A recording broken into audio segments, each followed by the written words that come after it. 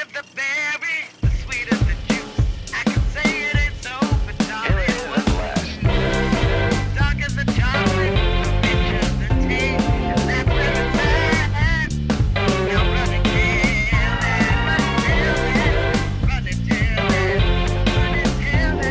I can't even dance in this chair. I want to move like little Inez, but it's like I'm restricted by the table.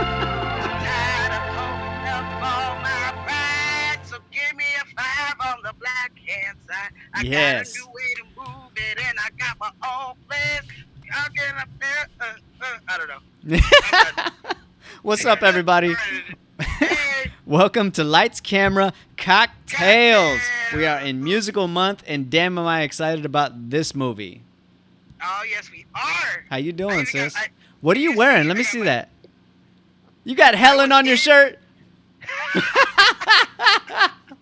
She'd be honored to be this. Oh, my This is God. my cast shirt from when I was in this show Nice. in Mountain View. So I love it. I pulled out an old cast shirt for the show. Very, very cute. All right. So are you ready to drink? Because it's hot in my room. I'm so ready to drink. We got the AC on because it is fucking hot. I didn't get dressed up for y'all. I really kind of wanted to, but realized I didn't have the proper attire. And I could have done the hair and everything. I'm sorry, you guys. I dropped the ball today. Ball dropped. It's Ball okay. dropped. I expect. I don't know what I expect next week. I mean, I looked on Amazon and I like saved like a bunch of like shirts from like the 1950s style. I'm like, damn, I want those shirts. That style was nice. It was nice. I know. I saw a lot of Jason. What you would wear. Oh in yeah. this movie. Mm-hmm. We'll get into the fashion of this movie. Shit. Okay. All right. Well, you got us drinking something that looks like the Toasted Fisherman. It looks like it, but it's not. It's not. So today we are drinking the Corny Collins cocktail. Nice. Okay. How you So gonna have a this is Corny a- Collins cocktail without Corny Collins? For real, right? So this is the Courtney Collins cocktail invented by yours truly here. So you're gonna do.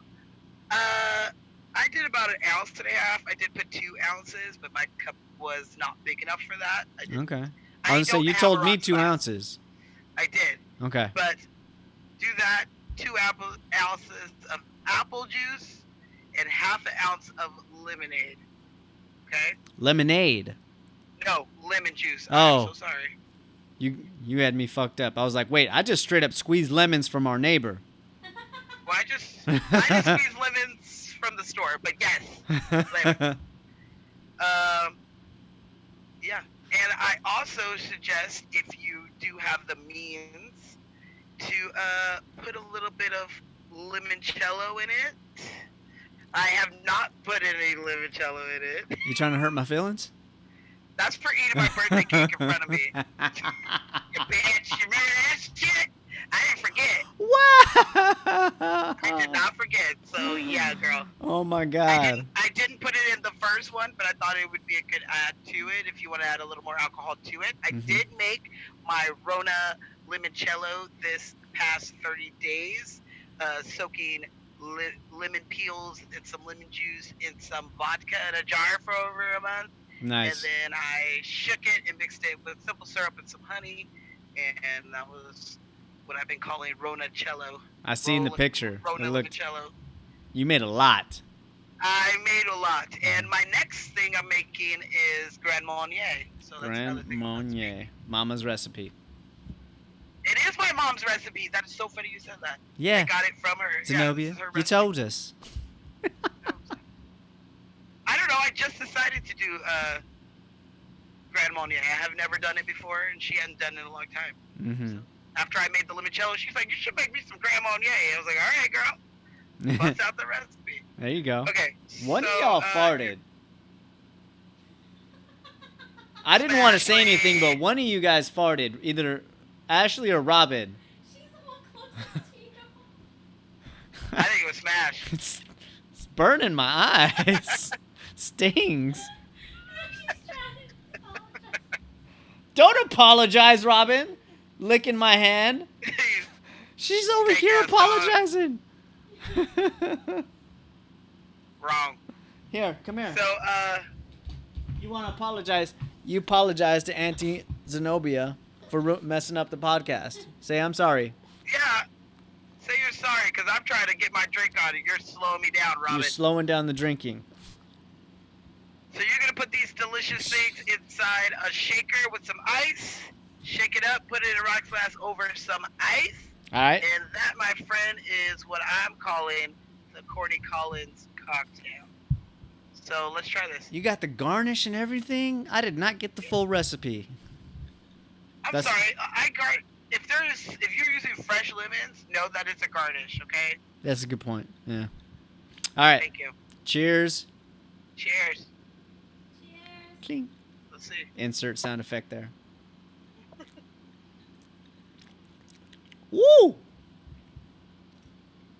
It tastes like that lemon juice. Gets it Kinda back. tastes like a tea. It tastes a little bit like a tea. It tastes good. It's a sipper. That's a sipper. Uh-huh. I like it. Mm-hmm. I fucks with it. Mm-hmm. I think the trick is to get the right measurements. I'm going to say next time do an ounce and a half to 1 ounce of the brandy and Maybe a little less of the lemon juice. yeah, or a little more of the apple juice. A little more of the apple juice. I mean, that might sweeten it up to the right. It might be 3 ounces of apple juice and 1 ounce of brandy and like a dash of that lemon juice. If you're like straight up squeezing lemons, that shit is potent. It tastes like brisk. It does. It tastes really. It tastes like That's brisk, baby. It tastes like tea. Yeah, It tastes like a tea. I like it. like a sweetened All tea. So I'll fucks that with is it. my Courtney Collins cocktail. So are you ready for a little bit of history? Yes. So the brandy that I'm using today Uh-huh. is some good old-fashioned E&J. Yeah, that's what I'm using too. Mine is the XO E&J. But I don't know what that means, but our niece went to the store today, and I was like, hey, girl, grab the biggest bottle of brandy you got. ugh, So she did. I know who you're talking about. What else did she get?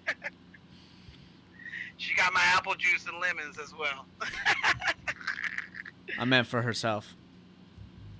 Oh, me and her are going to do the Grand Marnier together, so that'll be fun. Ah, okay. All right, so here's a little bit of history on J&E, all right? Yes. Like E&J. E and J. E&J. A little bit of history on E&J. So let's do it. You ready? Show me what's up. So in 1933, Ernest and Julio Gallo Excuse me. started their winery after Prohibition, okay? And they did this for years and years, growing and selling grapes out here in Fresno, California. So that is where they had their winery. And they realized that they had to compete at that time with over 800 wineries in California alone. And I'm Mhm. sure it's more than that today. But back then, that's what they had to fucks with. And these people had more money and bigger vineyards. So they were like, okay, well, let's see what we should do. We should do something that we love, which is brandy, which is something that they love Sure. drinking. So Ernest, he borrowed $6,000 from his mother-in-law. So loosely translated of how much money that would be in today, it'd be over $100,000. Jesus. Yeah. The fuck's got $100,000 laying around? His mother-in-law, apparently. So his mother-in-law gave him the $6,000, which in today's money is over $100,000. Life savings right there. To get the equipment and help them start their new brandy franchise. Mm-hmm. So the brothers would go to the local library and they would go down to the basement and find these books that taught them how to make brandy that were like pre-prohibition. So they got some old ass books and started working on their craft of making brandy. And so they did this, and by 1975 they started selling E&J. So that would be Ernest and Julio. Ernest and Julio brandy. So by 1993, they were the country's largest winery with 25% of the wine market. So brandy is made with grapes. So this was a good way for them to use what they already had and start a new business. So some of the things that they do is that they grow their grapes, they pick them out perfectly, they say, they distill them in these oak barrels for about 3 years, and that's how they make their smooth brandy taste in their oak barrels. So that's a little bit of history on E&J, which is probably one of the highest selling brandies. It has to be because everybody's drank it. Mm-hmm. We got a fat ass bottle over here. Pretty sure you bought it. I bought a big ass bottle. Oh yes, I did. Mm-hmm. And yeah. I almost mistook it for that bottle of Apple Crown that my brother got me, because it's like very similar shape. I was like, oh shit, wait, there's apple juice in this? Wait, we got that E&J apple, but oh no, that's Crown, that's whiskey, my fault. That's why I was like, I know you guys have it, unless you guys downed it, because it was a big ass bottle. Never had a chance. Okay. No, we've been getting fucked up on wine lately. That's good, that's healthy. Dude, can I tell you a story real quick? Yeah.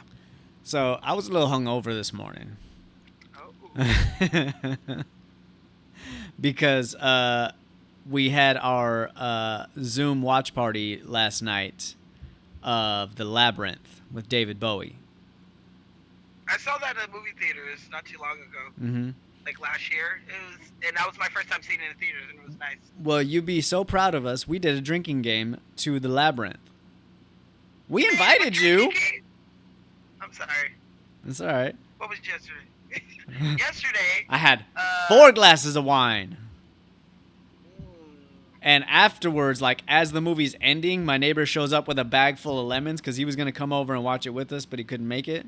So by the time he comes over to see us, I was thoroughly fucked up. And I'm trying to have a conversation with him and keep my composure, but he's kind of going like this in my head. Dang.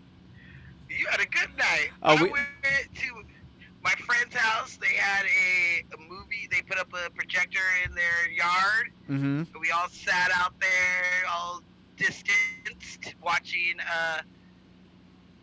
Once Upon a Time in Hollywood. So it was nice. There you go. And they got to try my limoncello, so it was nice. Nice.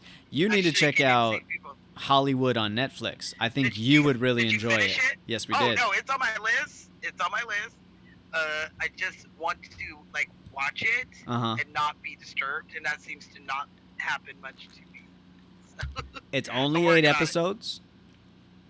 You could probably knock out, like, 1 a night before you go to sleep or something like that. Is this going to be a series? Or is it just 8 episodes? I don't know. I hope it's a series. It was good. I enjoyed the hell out of it. Did it end with like, don't worry about it. I'm going to watch it. Don't worry about it. I'm not saying shit. So, let's get to why we're here. Yes. We're here because we love movies and music. And when you mash them together, it's my favorite month of the Musical. A musical. It's musical month. It's musical month. Yes, it is. So this musical month, I picked one of my favorite musicals, and that would be Hairspray. Yeah. And I love yes, you, yes. Baltimore. And someday when I take to the floor, the world's Gonna wake up and see Baltimore and me. And me. So I had never Yes. seen this version. We're doing the 2007 version, people, not the Ricky Lake 1980s 88 version. 88. Okay, well, the 1988 version is not a musical. It is just a movie with music in it because they're dancing. But this is a musical. That's why we're doing it for Musical Month. Yes. You ready for the stats? Let's just stat it up. You ready? I see a concerned look on Ashley's face. White lines, the frame. Yes. You're gonna cut off. Adjust. Baltimore and me. Get the fuck out of here with that shit. I'm watching you. Link. There's my baby. And I'm Link. Link. Yep. Anytime I meet a Link, I always sing on it. Ashley's still having issues. With the corny Collins with the It's latest, it's broken. You just have to greatest. adjust it manually. You gotta slightly force it up. Just jiggle it. Baltimore sound. And we're back. Okay. So are you ready for the stats? Yes. But I have to say, I see why you say that Helen is Tracy after watching this movie. She's so her. Because, like, when She's you the- first said it, I hadn't seen this version. I'd only seen the Ricky Lake version. I was like, nah, kind of. Now I saw this one. I was like, oh, yeah. Big time. Yeah, Tracy from the original to the musical are two different Tracy's. The original, she's sassy. Mhm. She, has good comebacks. She's not gonna let you push her over. Mhm. She's sweet, but she's not like super sweet. She's like sweet to the people she loves, but Yeah. everybody else like, I'll fucking beat your ass. Yeah. But this Tracy in the musical, She's is just the like a ray of sweetest. sunshine. Yeah, I'm hip. I wish every day was Negro Day. Like she's just, you just want to eat her up. You just want to eat her up, and so that's why I say she's my Helen because I know, but just hearing them say that in the movie leaves a bad taste in my mouth. yeah, I mean, I get, like, the time and everything. It's just, yeah. at least they didn't say, and once a month we have our nigger day. Like No. that would be worse, right? Right? That movie would have never gotten made. Exactly. So I mean, they portray us in a good light, and so I'm okay with that. Yeah. And we win at the end, so it's like hell yeah. Fuck yeah. All right, so here's the stats for Hairspray. Stats for Hairspray. Yeah. So Hairspray came out July 20th, 2007. Summer blockbuster. I myself were one of those people who showed up to watch it opening weekend because Nice. I love Hairspray. I loved it before this movie. I had seen it on the stage before this movie. I had listened and loved all the songs before I even saw it on stage. So I was a big fan and super excited for this movie to come out, and I loved the casting. So I was one of those people. I also worked at the movie theater when this came out, Okay. and would time it to know exactly when to come in for my favorite songs. That's how much I love this. Be like, oh, we 40 minutes in? Oh, Black and the Berry is about to come on. Let me go see this real quick. Like, I would know. Oh, the movie's over. It's over. Let me get in here so I can watch You Can't Stop the Beat because I love it. So I had it timed. That's how much I loved it. All right. So the budget for this movie Uh-huh. was $75 million. Damn. Okay, so that translated into 2020 money. That's $93 million. Keeping Travolta in diamonds and furs. Shit. I mean, the cast in this movie was extremely expensive, I would say. Yeah. Because at least all of the main adults in this movie cost a lot. Well established. You can get the kids for cheap. This is Zac Efron right after High School Musical. You know, Yeah. Brittany Snow was on her TV show. So, like, they didn't have, you know, they didn't have to pay the kids that Yeah, much. they But didn't have a those huge adults- quota yet. But those adults, Oh yeah. you had to pay them. Mm-hmm. So it made worldwide $203 million, and if you translate that into 2020 money, that's $252 million. That's how much this made. God damn. And I was one of those people. Hell yeah. That's not true. I worked at the theater, so I watched it for free. But Oh, yes, you didn't pay for your ticket. I didn't pay for shit. But yeah, I was one of those people who saw it opening weekend because it was great. Okay. Mm-hmm. Where's her detention So- slip? Zenobia don't need one. She with me. She with me. Fuck yeah, man. I used to have stacks of. Okay, sorry parents if you're listening to this. But me and my best friend Amanda. Spill it. Spill that dirt. Me and my best friend Amanda had a teacher who, I don't even want to tell you. We were bad in class. We weren't that bad, but we were some troublemakers. We talked. We would like do jokes or whatever, and he would like literally write us detention slips every single day. We had stacks of them, and we just never went. I was like, fuck that, I'm not going. Until they were like, okay, girl, you can either serve all 50 of these fucking detention slips, or you can spend one day in detention, like the entire day. Like you come in the first day, period. I'll take you option stay B till and the last Breakfast period. Club that shit. Yeah, I Breakfast Clubbed it. It sucked because like you were in school and you could hear people walking around, but you couldn't go anywhere. You're stuck in detention all day. What are you guys So, doing? What? what's going There's a on up fight in the there? quad? No! So and so's breaking up in the quad again? Shit! I missed it. So I can totally relate with being in detention because I'd be like, "What's up, y'all?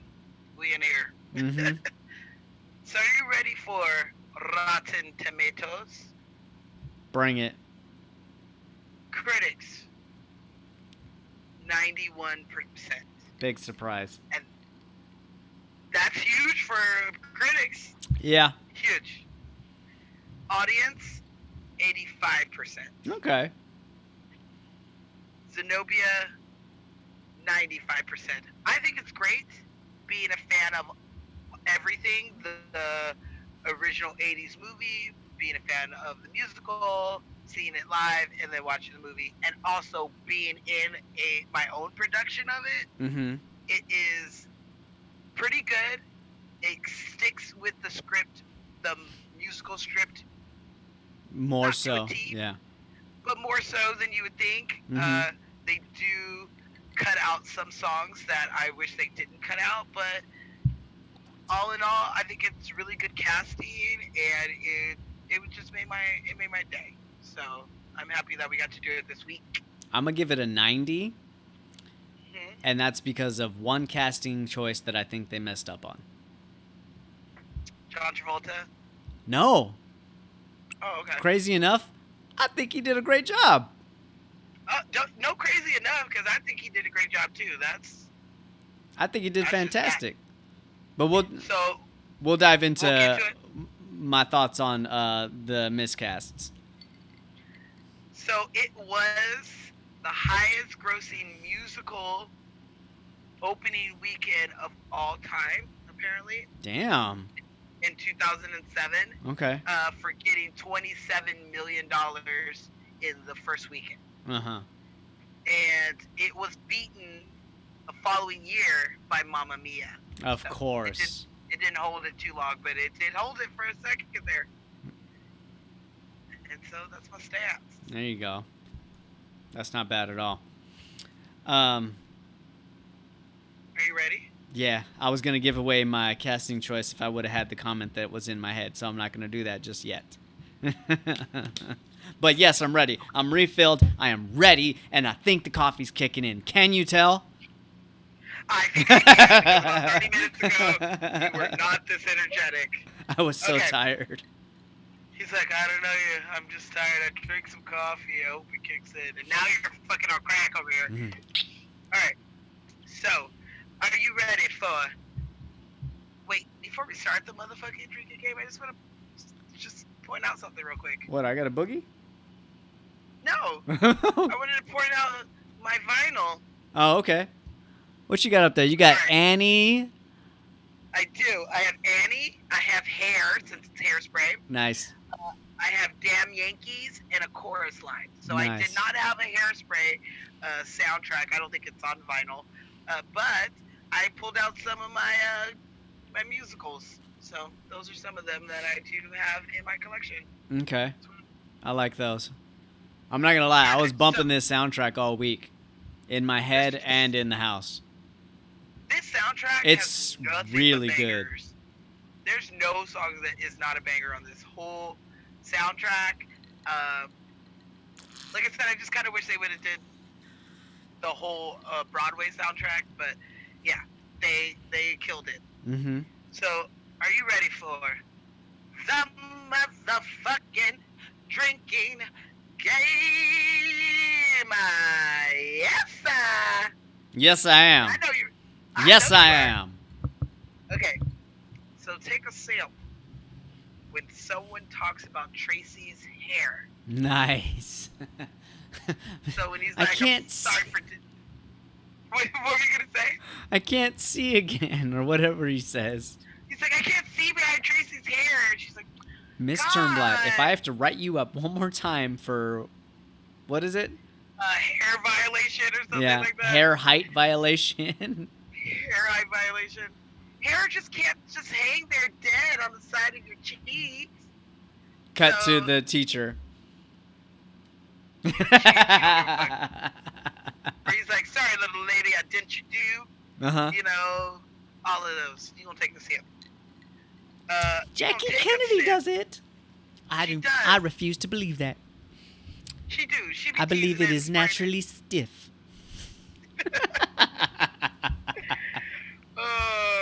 Okay. So you gonna take a sip when someone is watching TV. Okay. So that is when Penny runs into the house and she makes the parents come and Oh, and yeah, yeah. freaks out. Mrs. Turnblad! This is when, you know, they run home to watch the Corny Collins show. Mm-hmm. This is them watching it through the storefront window. She's like, hurry up, we gotta go before he calls my mom again. Like, Mhm. all of those. Would you Anytime turn that somebody racket just gathers around- down? Trying to orange here. Yeah. So any of those when someone is gathered around the TV, yeah, get your sip on. Okay. I like You that know, one.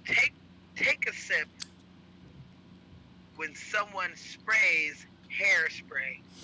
So anytime Holy anybody- shit. I like when they Ultra spray clutch. Brittany Snow's face when she's being a bitch in between takes. And they straight up spray her. Stop it. Cause if you're a redhead, a blonde or brunette, you take my advice and you just might get the only thing better than hairspray. No, No, it's me. I don't know the. Oh, that's right. I was like, I thought you knew that. I don't know all of them. I've watched it for the first time this week. I was gonna say Aquanet. No, it's Ultra Touch. Ah. Ultra Clutch.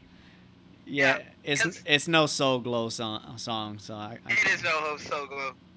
But, I can only fucks with it so much. hey, baby, you look like you can use a stiff one. I love that he says that to her, cause that's definitely double entendre. It is double entendre. Bitch, you know damn well why you got that face on. Yeah, bitch. So you gonna take a sip when someone sings. So every song you gonna take a simp. It's a musical. Why not? And they come out every like 5 minutes. Every 5 minutes, you better be simping. Yeah. You don't have to simp the whole song. If a song starts, you can simp. Okay. One simp for the song. Okay. I was gonna say that's a lot of simping. Shit. Yeah, not You're gonna like be simping individual since people. simping been simping through the whole movie. Be simping, man. If you're gonna be simping, be simping. Okay. So you're gonna take a simp when Tracy goes to the record shop. So anytime she goes to the record shop, you're gonna take a simp. Okay. I like that. She said, I feel so hip. She's so cute. Because another reason why I say Helen is my Tracy Turnblack, because she would totally be the one in the front of the line where we're protesting, hitting a cop with a sign, be like, Sonovia's talking to you, man. You're not listening. Like, that's totally Helen. I love her. Okay. She's a So bad you're gonna- girl that needs to be punished. That needs to be punished. Spanks her butt. I know, I love that part. She can dance. Tracy can dance. Yes, she can. Yes, she can. So you're going to take a simp Oops, I pre-simped. when... My fault. That's okay.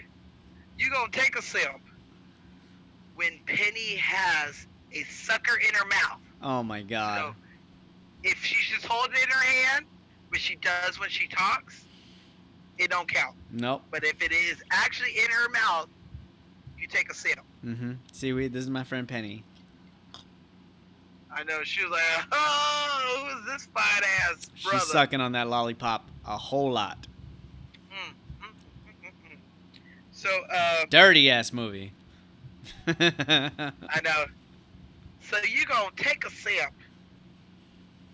when Courtney Collins is said. Nice. Mom, it's Yeah. the Corny Collins show. Yeah. With the latest, greatest Baltimore sound.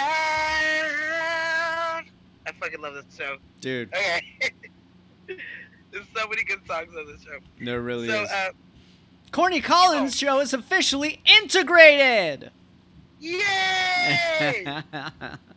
Which it should have been anyway. Mhm. Because once a month we have our Negro Day. We didn't even get once a week. We got Once a month. fucking month, dude. And it's And still once- only half a show because the white kids are on the other side of the line. You know damn well the camera operator is favoring them. Well, that is them having integrated show where they have the blacks and the whites dancing. They're just separated. But then there's Oh, really? Okay. Negro. Yeah. Then there's Negro Day when it's just the black kids. Uh-huh. Because you remember when the Queen Latifah's sitting there and the girls are singing the New Girl in Town and they're doing the song after the white girls. Whoa, And- whoa, whoa. Yeah. Yeah, and Velma walks up to her and she's like, how could you have them sing this song when you know the white people were singing that song? And she goes, because they wrote it. It's because that's they get one day where she hosts it. Corny Collins doesn't even host the show. Mhm. She hosts it, Yeah. and the black kids perform and dance. So there is Shit. one with a rope, but that's like integrated show where they have like Semi-integrated. black and white. Yeah, with a big ass rope in the Punk middle. bitches. Mm. So you gonna finish your drink when Tracy gets on the show. So when she goes and they say everybody's name, Penny, Papa, Dubba, Noreen, Link, and I'm Tracy. My favorite. When she's so excited, like, oh my She's god, I'm so on the excited. show.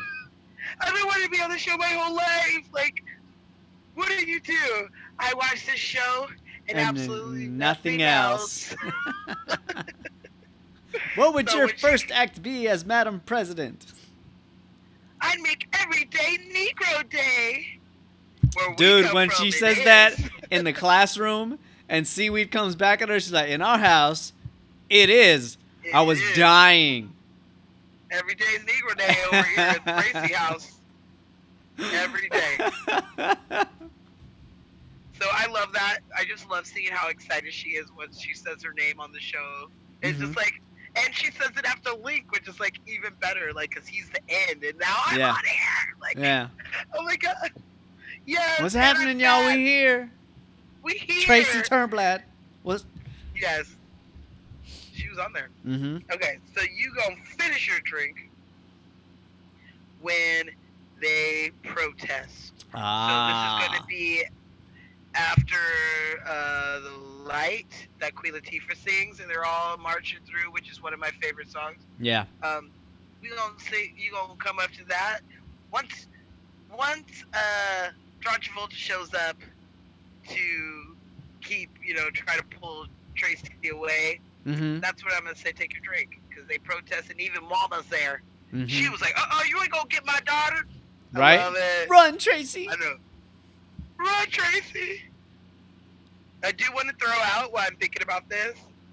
In the stage play, it's different. Mhm. Tracy and what's her name? Edna. Tracy and Edna, they get arrested. They go to jail. Gotcha. So there's That's a right. They song that's do. there. Don't they get They go to jail. arrested and go to jail in the '88 version too? So don't they like They do. protest outside So- and say release Tracy Turnblad or something like that? Yeah. So Free there Tracy is- Turnblad. There is hold on, give me a second. Giving you a second. Oh, she's running. I'm running too because I'm gonna fill up my drink with some more E&J. Okay.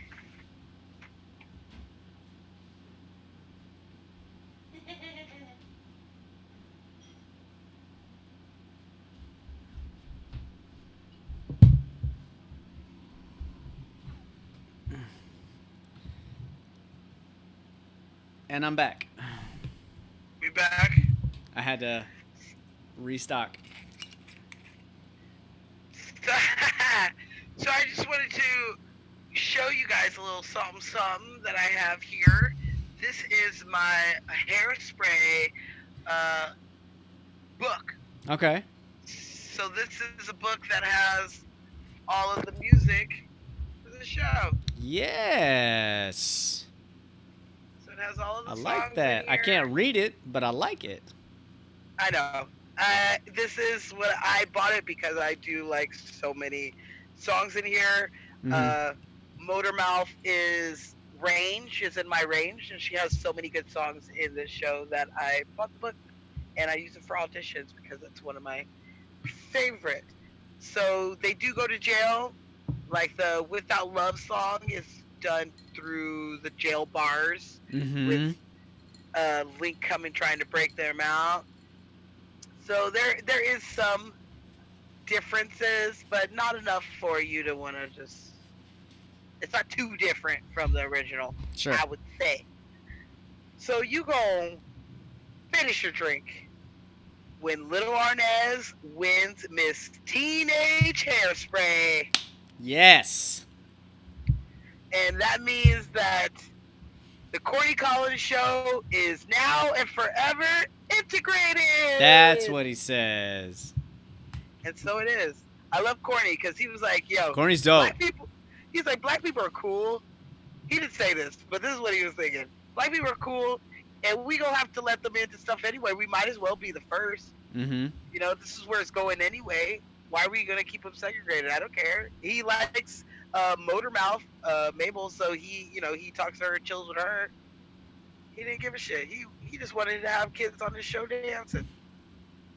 That's it. So what do you got? You got any ads to the drinking game? Do I add anything to this drinking game? I don't know if I should. I think it's pretty well thought out already.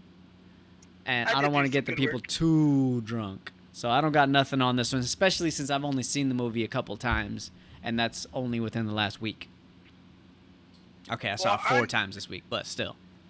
I'm glad that I had the power to make you watch this and enjoy this really good movie. It's a good-ass movie. That was fun. I had fun watching it. Okay, so I guess that's the motherfucking drinking Game.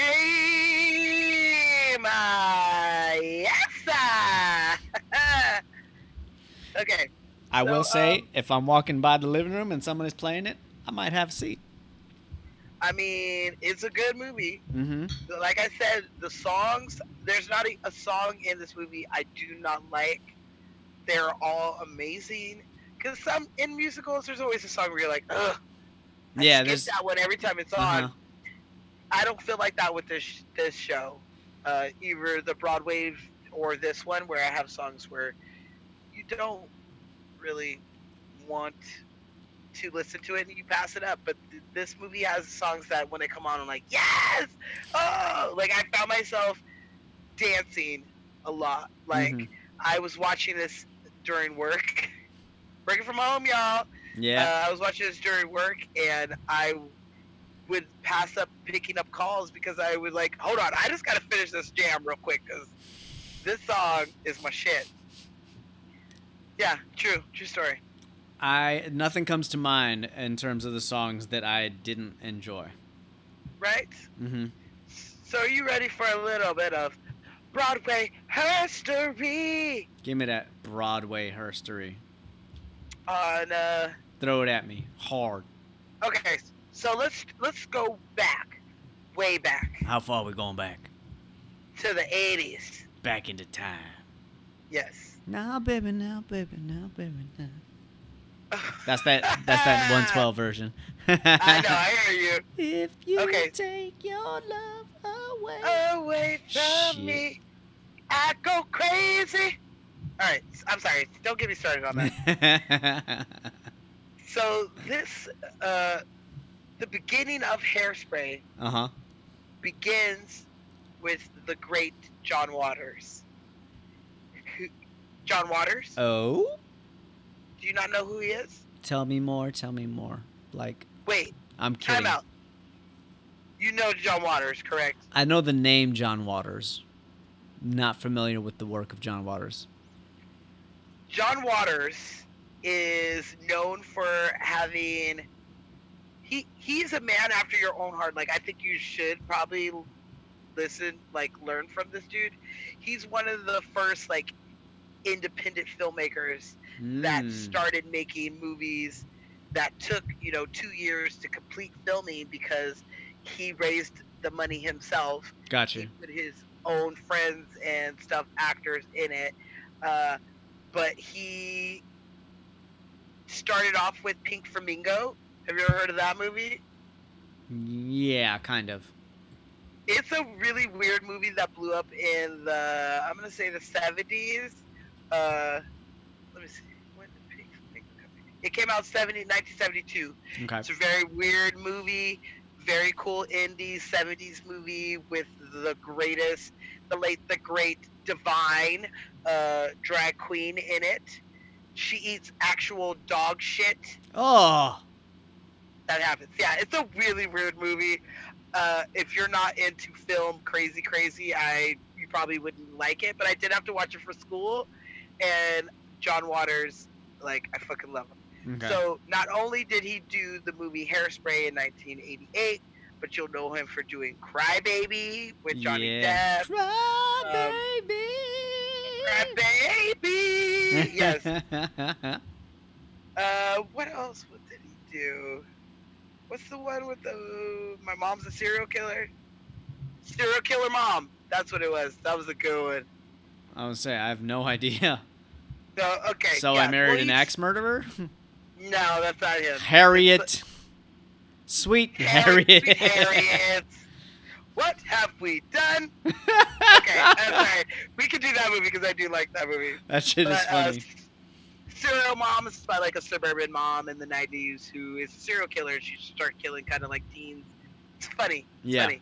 Anyway, but he is probably best known for Hairspray, Okay. and he wrote this movie and directed the Ricky Lake version of this movie that me and you have both seen from the 80s. Mm-hmm. And he said he based this script off himself. Really? So he grew up in the Baltimore area, in the, I guess the 60s, yeah, in the 60s. 50s and 60s.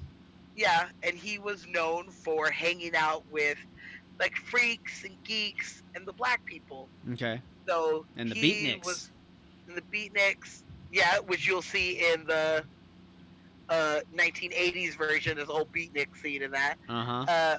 But he he was like, this weird outcast, because he is weird. He kind of looks like a porn star with this weird mustache. Not the a really good porn guy. stash. But he's John Waters. I've seen him in San Francisco before, walking down the street. He's just like the coolest dude.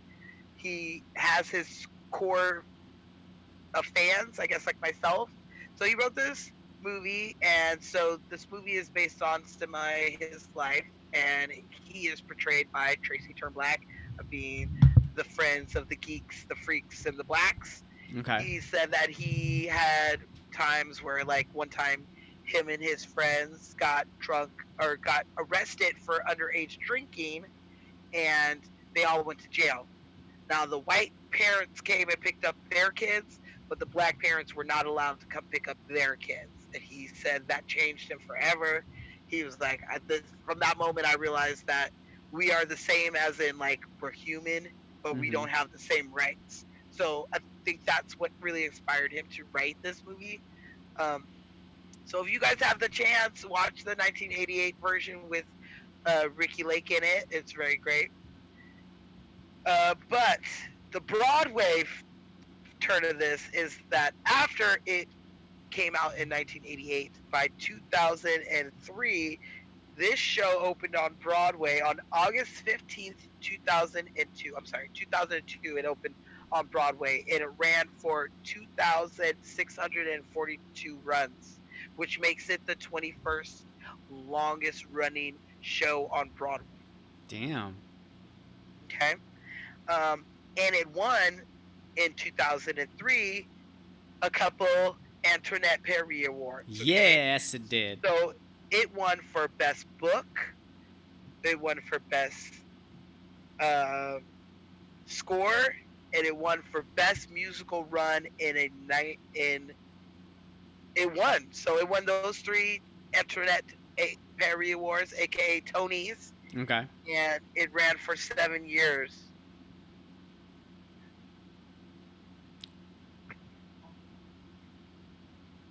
All right. Who's interrupting? Karina over here fucking shit up. I knew it was one of mine. Oh, she's making cheesecake. What the fuck? Oh, yes, she is. Karina's making cheesecake, babe. And we ain't invited. Oh my god. You know, I want some cheesecake. We're taking this podcast on the road right now. By the time the episode's done, we'll be you there. Would be here. You would be here. This is true. So, yeah. So it won the 3 Antoinette Perry Awards: Best Book, Best Score, Best Musical. Okay. And it ran for 7 years on Broadway. On Broadway. So that's a little bit about the history on where it came from. Oh, I also want to say John Waters makes a cameo in this movie. Where? He is the flasher who flashes. No. So you see him in the Good Morning Baltimore scene, and he has the weird trench coat on, and he opens it and he flashes the lady. That's funny. That's John Waters, the writer of this whole thing. This whole thing started with John Waters. There would be no Hairspray without him. So. And that's the part that he chose to play. That's really funny. It fits him so well. Like, I kind of want you to do a little research on John Waters, because he is so weird but so brilliant, and he's one of those people who know how to do guerrilla style productions. He knows how to fundraise money so that he can make his projects. He has friends that not only donate their money but donate their time to his projects. So, Okay. I mean, obviously he doesn't probably need that now. He's John Waters. He could just be like, "Hey, girls, someone give you some money to do something." Because if I'm not mistaken, it only cost $6 million to make in distribute the first Hairspray. Okay. He did all that in under $6 million. Damn. That's awesome. But that's all from him. So yeah. Got to get that first one out there. Yeah. First one's always the hardest. It is. And his Pink Flamingos is not everybody's taste. It is Somebody very eats weird, shit. I don't think it's my taste. but it is very. It changed. It changed the way cinema was going towards the 70s. Okay. Where they were these raunchy, like scandalous movies that you'd have to go see at, a New York theater in, somewhere that you would go watch and be like, oh my god, this is so weird, and you only see it at night. Like, he started a whole trend of movies, so he's a shit. I see you. Well, can we talk about the director that he chose for this movie? Oh, yes, we can, because I'd like to hear what you have to say on him. Let's do this. I don't have a lot to say, but I will say that Adam Shankman, that is an unfortunate name. Actually, it could be that could be like a gangster name. That's what I'm saying. I was about to say, people like, oh, don't mess with Shankman over there. He just shaked a fool yesterday. What you say, motherfucker? I got my knife. Yep. He's kind of a unsung hero in modern movies. He started out doing a lot of rom-coms, or even not even rom-coms, but just like romantic movies, like The Wedding Planner, A Walk to Remember, with Miss Mandy Moore in them. I mean, I liked A Walk to Remember. I did too. When I was 16, but then when I watched it in my 20s, I was like, this movie is too sad for me to be watching. It's sad. Brings you down. It's too sad. Yeah, it's one of those, like, if anyone was like, Walk to Remember is my favorite movie, I'd be like, you a sad bitch, huh? You like being depressed? Wilting flower right there. Yep. For sure. But he did a number of, like, made-for-family comedies, you might say. So, like, he did Vin Diesel's The Pacifier and, like, Cheaper by the Dozen, all the bedtime stories with Adam Sandler. You know, he did stuff that's like the stuff that's like fun for 5-year-olds. In between that, he did, of course, Hairspray in 2007. And I will say that he did one of my current favorite musicals as well. That came out in like the last 10 years. Yes. I love that movie. I think that they did a hell of a job with the casting, with revamping a lot of those songs and like blending them together in certain ways. I think it was awesome. I haven't seen the whole stage play of that. I've seen snippets of it. The stage play or the movie? Of the stage play of Rock of Ages. Uh-huh.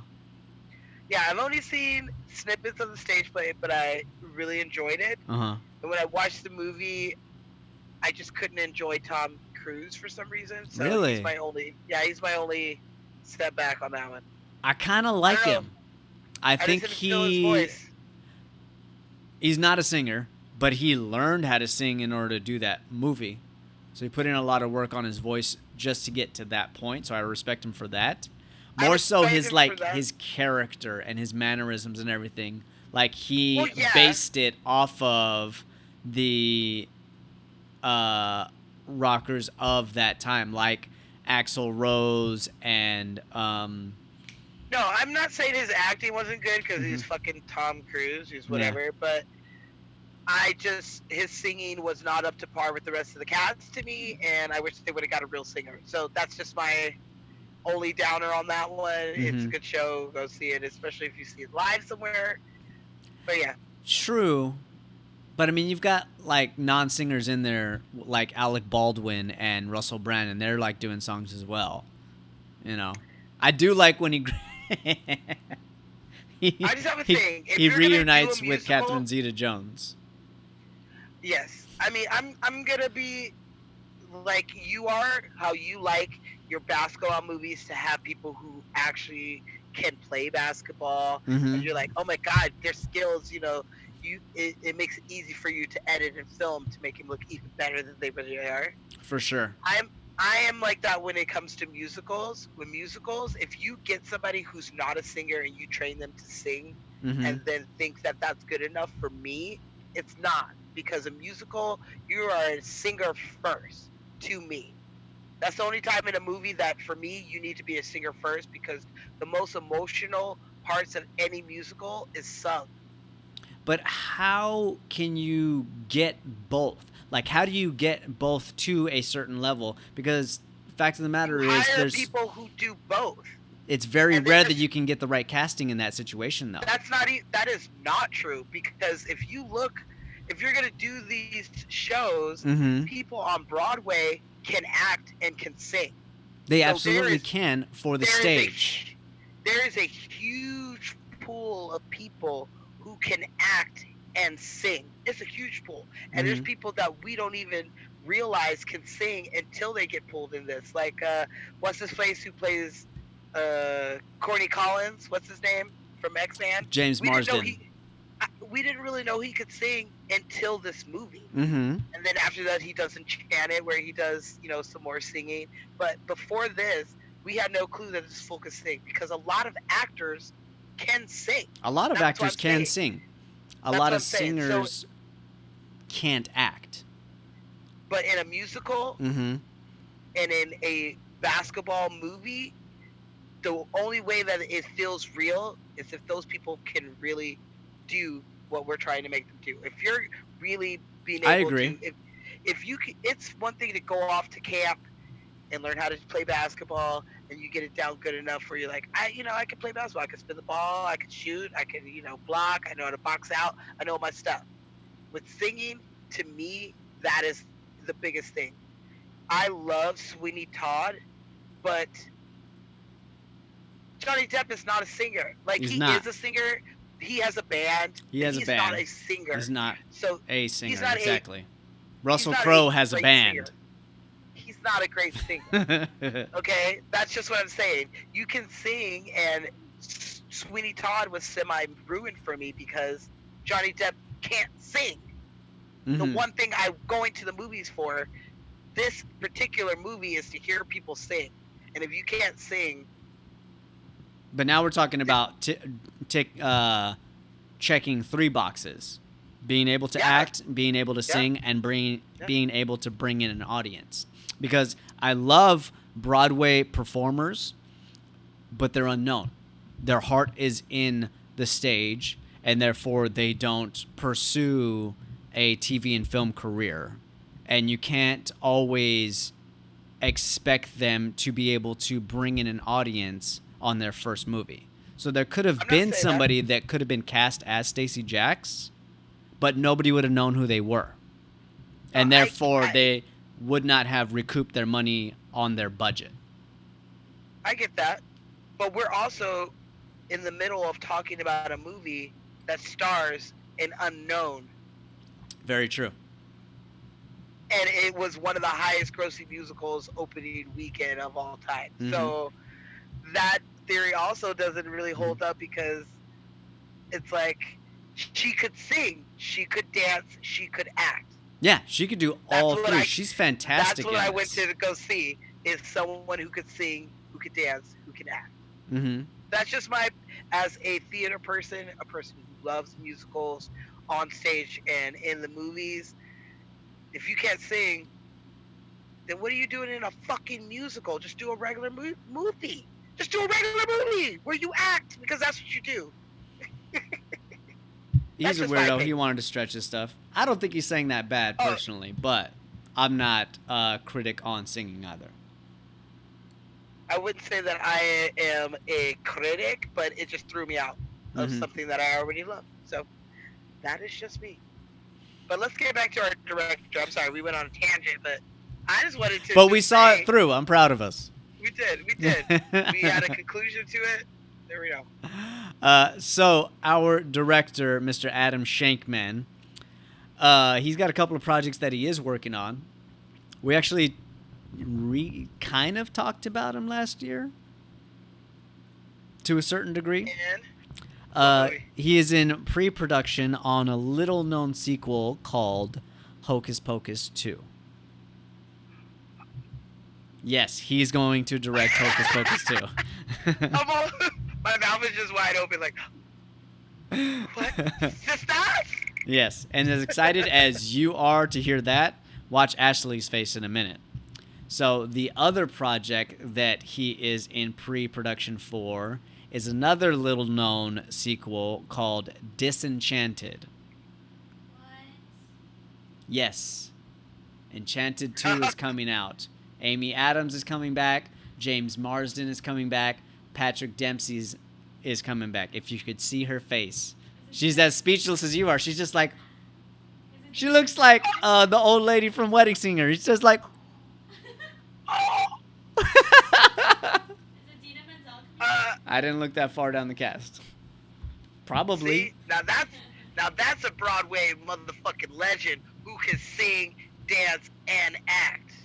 Who's that? I'm just telling that. Azina? We just talked about her in Rent Azina? last Don't mess her fucking- up. Don't mess up her name. We're already talking about Travolta in this one. Oh, Travolta. I know. And I was like, we haven't talked about him. And I was like, we talked about him. We did talk about him. We Like, talked about him? I went back and forth with myself about 4 times. Like, we didn't talk. We did. In Grease. We did. And Pulp Fiction. And Pulp Fiction. So yeah, that's the one I remember. Mm-hmm. And we're going to talk about him some more, but not yet. First person we're going to talk about is Little Inez, mostly because she did not pursue her acting career. She went the route after this of a musician, which I thoroughly respect. 'Cause her voice is amazing. Yeah, she's got a great voice. And I'm glad that she saw where her heart lied very early on. Yeah. I mean, that being said, I think she did a great job. she was fantastic. I She love was seeing her at sassy. the end when she runs out on stage with John Travolta's big ass and they're both dancing together. They get it. You John can- Travolta gets it at the Yes, end. he does. Yes, he They does. get it. That's like my favorite. Mm-hmm. Because you can't stop the motion of the ocean, bitch. I know. And walking is right there, so encouraging. Get out there, baby, or regret it for the rest of your life. So forever hold your peace. And he's Mhm. like, I'm going out there, bitch. Mm-hmm. She's Yes, sitting God. there holding her like clutch purse, and she's like so tempted, but she's like so hesitant because she hasn't done anything in 10 plus years. I know. She hasn't left the house Uh. since 1951 or whatever. Hey, mama, welcome to the 60s. Yeah. Oh, mama, welcome to the 60s. Your mama's tip. All right, I'm sorry. Sorry.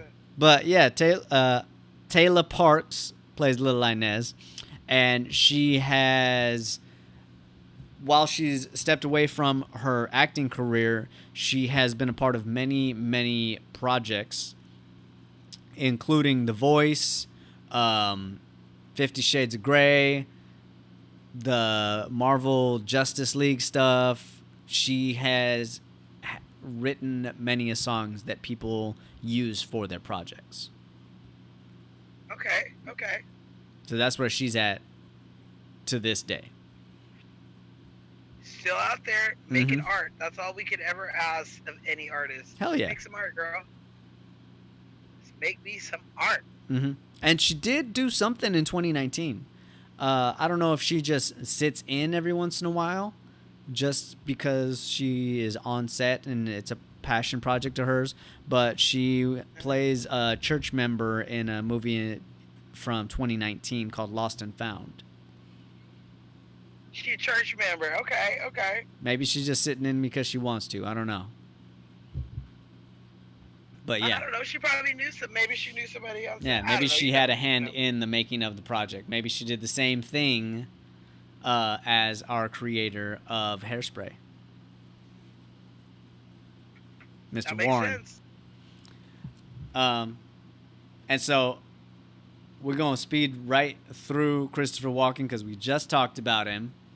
But I do love him in this. He has a very small part in this movie.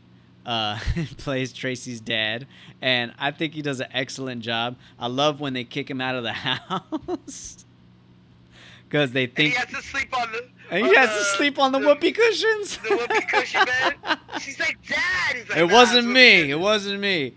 That one was me.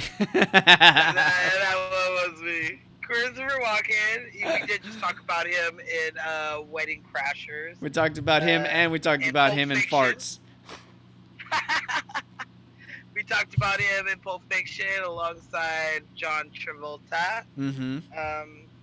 Last year sometime. So, what's his name? Wilbur? Is that his name? Wilbur? In this one? Yeah. Not sure. Is that what the dude's name is? Hold on. I can't remember.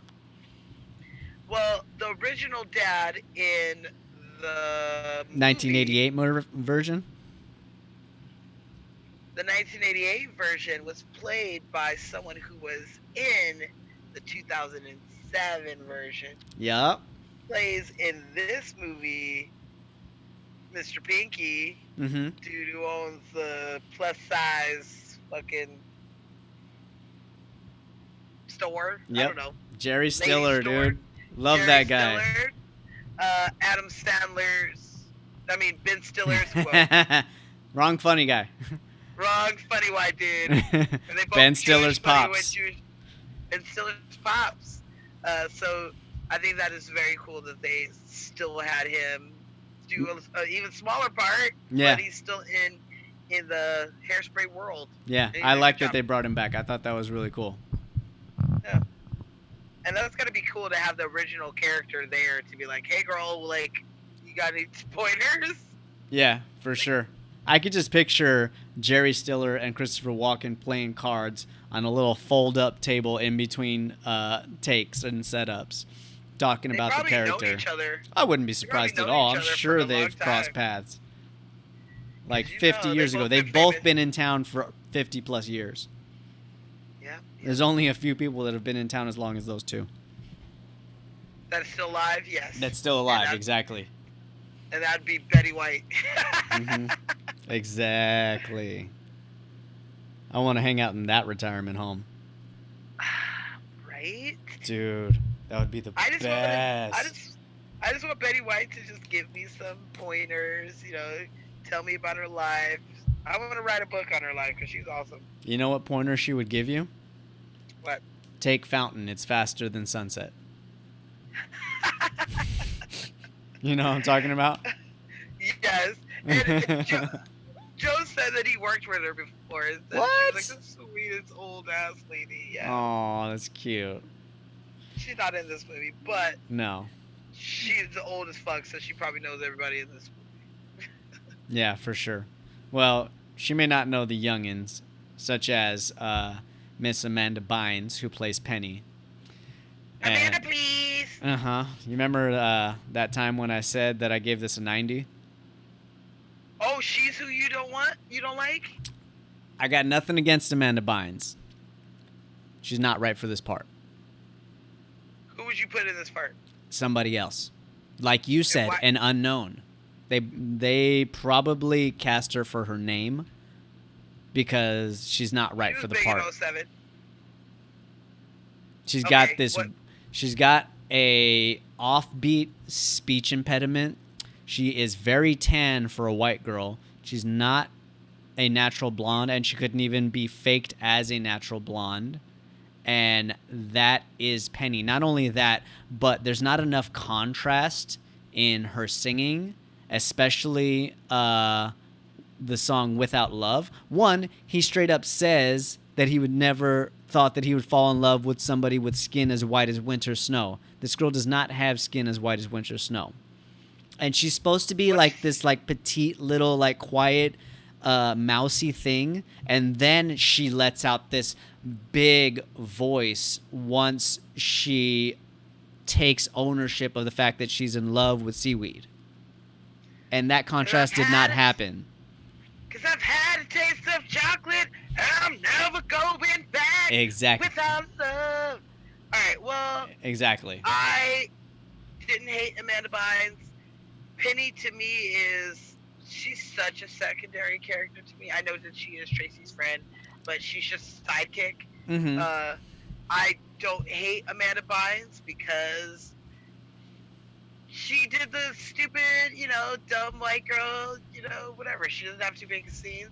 Her singing voice is not up to par. She is not She a singer. cannot sing. Exactly. I do think that is why Mama, I'm a Big Girl Now is cut from the thing, because she does have it's split between her and Tracy Sure. and Amber, and I don't think that her voice would stand up with the other two. That's true, because Brittany Snow can sing. Oh, yeah. And Nikki does a hell of a job. So it would have to fall on Amanda Bynes to do the same, and I don't think she could hold up to those two. Vocally, that is.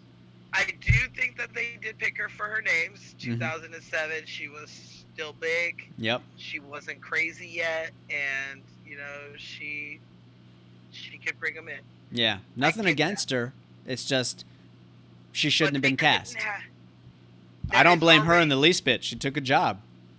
As actors, we pray to get a job.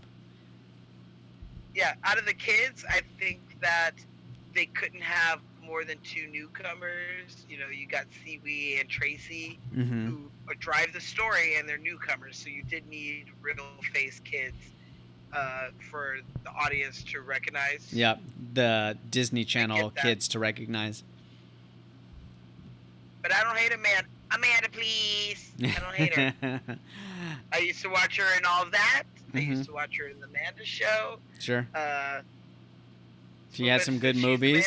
I love her in Easy A. I think she does a fantastic job in that movie. Yes. She's the bitch. Crucifix wearing honk if you love Jesus head of the Chastity Blossom Ball girl. She's a little brat. She's a little brat. And she does a hell of a job in that one. We haven't seen Amanda Bynes in anything since, I guess, 2010, Easy A. That was her last movie. She did have some mental health problems, so she needed to get her life straight and figure out what she wanted to do with her life, which is admirable to anybody who... If you can walk away from Hollywood, yeah, for sure. Especially after you have accomplished Hollywood. Yeah, because she was a big name. She made, movies that we all love, like She's the Man. And, she did some good stuff. What Girls Want. She was in a lot of stuff. What a Girl Wants, yeah. She took her time, did get some mental health done for her, and went back to school for fashion design. So is that what she's doing now? Yeah, so good for we her. might see some Amanda Bynes fashion come out. But I do have a fun fact about her in this movie. Okay. So Amanda Bynes sucked on 40 suckers per day. No. Yes. So her dad, who is a dentist, was quite worried about this. Get them sugar-free suckers. I most likely personally would do a sugar-free sucker, or I would have asked them, is there a way you could make me like a glass one or a plastic one that looks like a sucker and I could just put it in my mouth? Yeah, props. I'm down for that. Yeah, like I would have more asked for that than 40 suckers a day. And she told her dad that, don't worry, Dad, I'm not eating the suckers. I'm just pretending. That bitch ate 40 suckers a day. Shit, 40 suckers a day. Get the hell out of here. You know you're getting some cavities. She ended up gaining some weight, so. That too. On that sucker life. For sure. You can't eat that much sugar and not put on a few. Amanda, please. I'm just going to keep doing that. If you don't know what I'm talking about. I don't. You don't? No. Okay. So, Did you watch All That? No. There was a TV show on Nickelodeon called All That was like a child's version of Saturday Night Live, Mm-hmm. which had real Saturday Night Live Keenan. Yes, it did. I remember That's where he started. about the show. I just never watched it. She was on there. Then she broke off and had her own kind of comedy show called The Amanda Bynes Show. Mm. And there was a character that she played that was Amanda Bynes' biggest fan. And so every episode there'd be like a sketch of the fan trying to get backstage to meet Amanda. And so she would always be like, I'm here to see Amanda, please. Amanda, please. Like, that's what she would say all the time to try to get backstage to go see Amanda Bynes. And so anybody who is a kid from the 90s that watched Amanda Bynes show, the Amanda Show, then you know what I'm talking about. Mm-hmm. It was one of my favorite sketches out of that show. I love that. I don't know how to lead into this next actress. I have nothing but love and admiration for her, so I'm just going to say that Penny's mom is played by none other than Miss Allison Janney, and she is just a treasure. I love her so much. Even when she's playing an evil communist. Did you pick up on that? Yeah, they have the Russian language books, Uh-huh. right? She's like, I don't know what we use. I don't know why we have any of for. this. The gas mask and the canned goods and the Russian language book. Language books. Mm-hmm. Yeah, she's a communist. A crazy Jesus freak communist who abuses her daughter. Oh, yeah. She ties her up, yo. Dude. She ties her up. Cruel and unusual punishment for sure. But she is a great actress. We have seen her in things like Juno Mm-hmm. and The Help. Oh, And yeah. I love her in that one. Yeah, you I love her. hate her in The Help. What's that? You love hate her in The Help. Like, you're Yes. like, I love her because she's so good. And even when she's like trying to be good, you're like, okay, she's trying. Yeah. But when she's like a racist bitch, she's a racist bitch. Like, Yeah. She's making that turn. and She's the it's believable. she's the one in her family lineage that breaks the cycle technically. Along with her daughter. Yeah, with the help of her daughter. Mm-hmm. And I think that we should do that movie. Maybe we could have a book Tomorrow. month of movie. Yeah, I'll watch it. I love it. But I think that maybe Absolutely. we should have a book month where we do movies that are based on books. You don't have to have read the book, but it just has to have been a book. Gotcha. That's pretty good. Lord of the Rings, Harry Potter, come to mind. Yeah, The Help, The Help. Fight Club. Fight Club was a book? Yeah, I read it, man. It's good. You know who I borrowed that book from? Joe. Helen Pappas. Aww. No, for Helen. It's a short book, but yeah, there's a bunch of books out there. Well, you know how I was saying that I don't understand, or I have great admiration for Amanda Bynes walking away from Hollywood after she had accomplished Hollywood, so to speak. Yeah. The reason I say that is because Allison Janney took many, many years to get to where she's at. Her first job was in 1989. I didn't see her in anything until Like she the did 10 2000s. Things I Hate About You. Yeah, she has a cat mug. Yes, she does. Yeah. And that one came out in 99. 99. So it took her Yep. 10 years just to do that. And afterwards, like, she had small things here and there. But it hasn't been until, like, the last, 10 years that she's really become this superstar actress that she is now. I think it was The Hours, probably like her first very big award-winning critic-approved movie Maybe. that she was in. Like, she but did The to West Wing me- for 7 years after. From, like... She was in The West Wing, which gave her a lot of, steady work, steady TV time, so people knew her face. But to me, if I'm gonna say like, if what is the first thing you really remember her in, it would be Juno, and that came out the exact same year as this one. Like Interesting. that is what I remember her in, as playing Juno's mom or stepmom. Okay. And she was just very good at that. And then slowly, I just would notice her in things. And when I see her, I'm always like, "Oh yeah, this is about to be good." Yeah, exactly. I I always put her foot in this. I felt the same way. Only difference is my first interaction with her was 10 Things I Hate About You.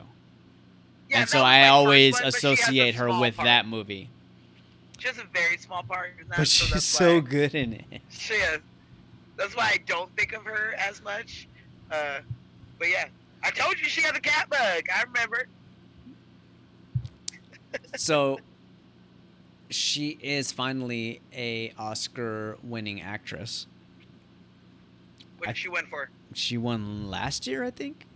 Last year or the year before. She won Best Supporting for I, Tonya. Oh, she did do a good ass With job. that fucking bird on her shoulder, dude. Oh my she looked God. Gross. She was gross. And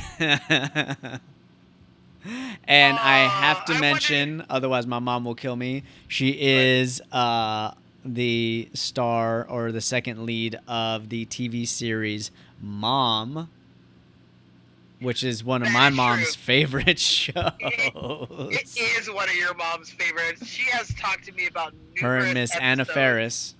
And I love me some Anna Ferris too. Numerous. Yes, I love her too. Yeah, your mom has talked to me about moms like fucking. Yeah, that is one That's of her her show. favorite shows.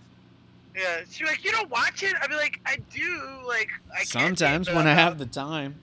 Yeah, I'm sorry. The show kind of dictates what the fuck I can watch every week. Mm-hmm. It really does, dude. Oh my Yeah. God. It Well, kind of dictates. Good thing we watch movies we actually like. But yes. yes, I, Tanya. I want to do that movie because That was a dope-ass movie. Good movie.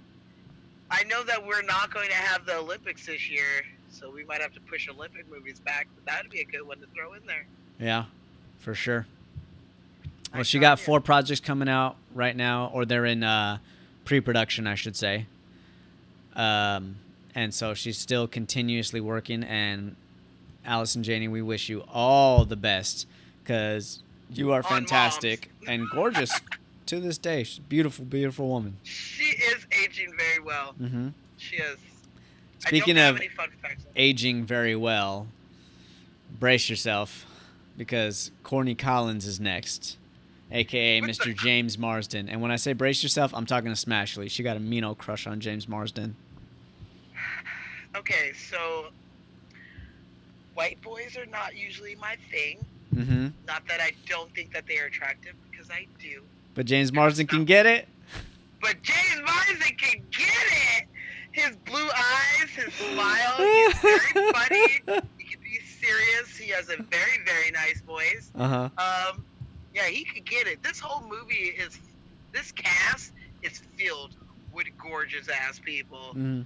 Everybody's gorgeous in this movie, and he's starting that list. Yeah, for me. I always think him as X-Man. Sure. That's probably the first thing I saw him in. Cyclops. As Cyclops. People nowadays I know. associate him with Westworld. Westworld. I only watched the first season of it, but yeah. I do own, which I'm not a big chick flick fan, but 27 Dresses that he was in. Okay. But he kills it in this movie. He does. Corny Collins is awesome. I love when he's like, "How you gonna do the Corny Collins show without Corny Collins, man?" Exactly. And so if I say we gonna have Negroes on the show, bitch, we gonna have Negroes on the show, bitch. Mm-hmm. But yeah, Straight up so says, he- we get rid of Negro Day, and we incorporate these kids all together. This That's is where where it's going we're anyway. heading anyway. we can't fight it, so let's just be the first. That's what you want to be, Mm-hmm. okay? You don't want to be the first black person to do anything because that shit sucks, as Mhm. Dave Chappelle has pointed out. But being the first white person to do something for another culture makes you look awesome, and you're getting ahead of the curve because that's where it's going anyway. We are all mixing into one weird race anyway. Mhm. I mean, just imagine you and Smash, you have kids. Your kids will be black and Asian. I Mhm. mean, Mexican and Asian. No, you got it right. They'll be black and Asian. So we got nieces here, Mexican and black. Like Mhm. we're all growing into a melting pot. And Courtney Collins was like, "Bitch, that's where it's going." Yeah. Meanwhile, Michelle Pfeiffer's like, this show is turning into gumbo. I was looking at her like, bitch, what the fuck's wrong with gumbo? Gumbo's bomb, bitch. Yeah, let's turn anything into gumbo. That shit's good. Put some rice in it. Yeah.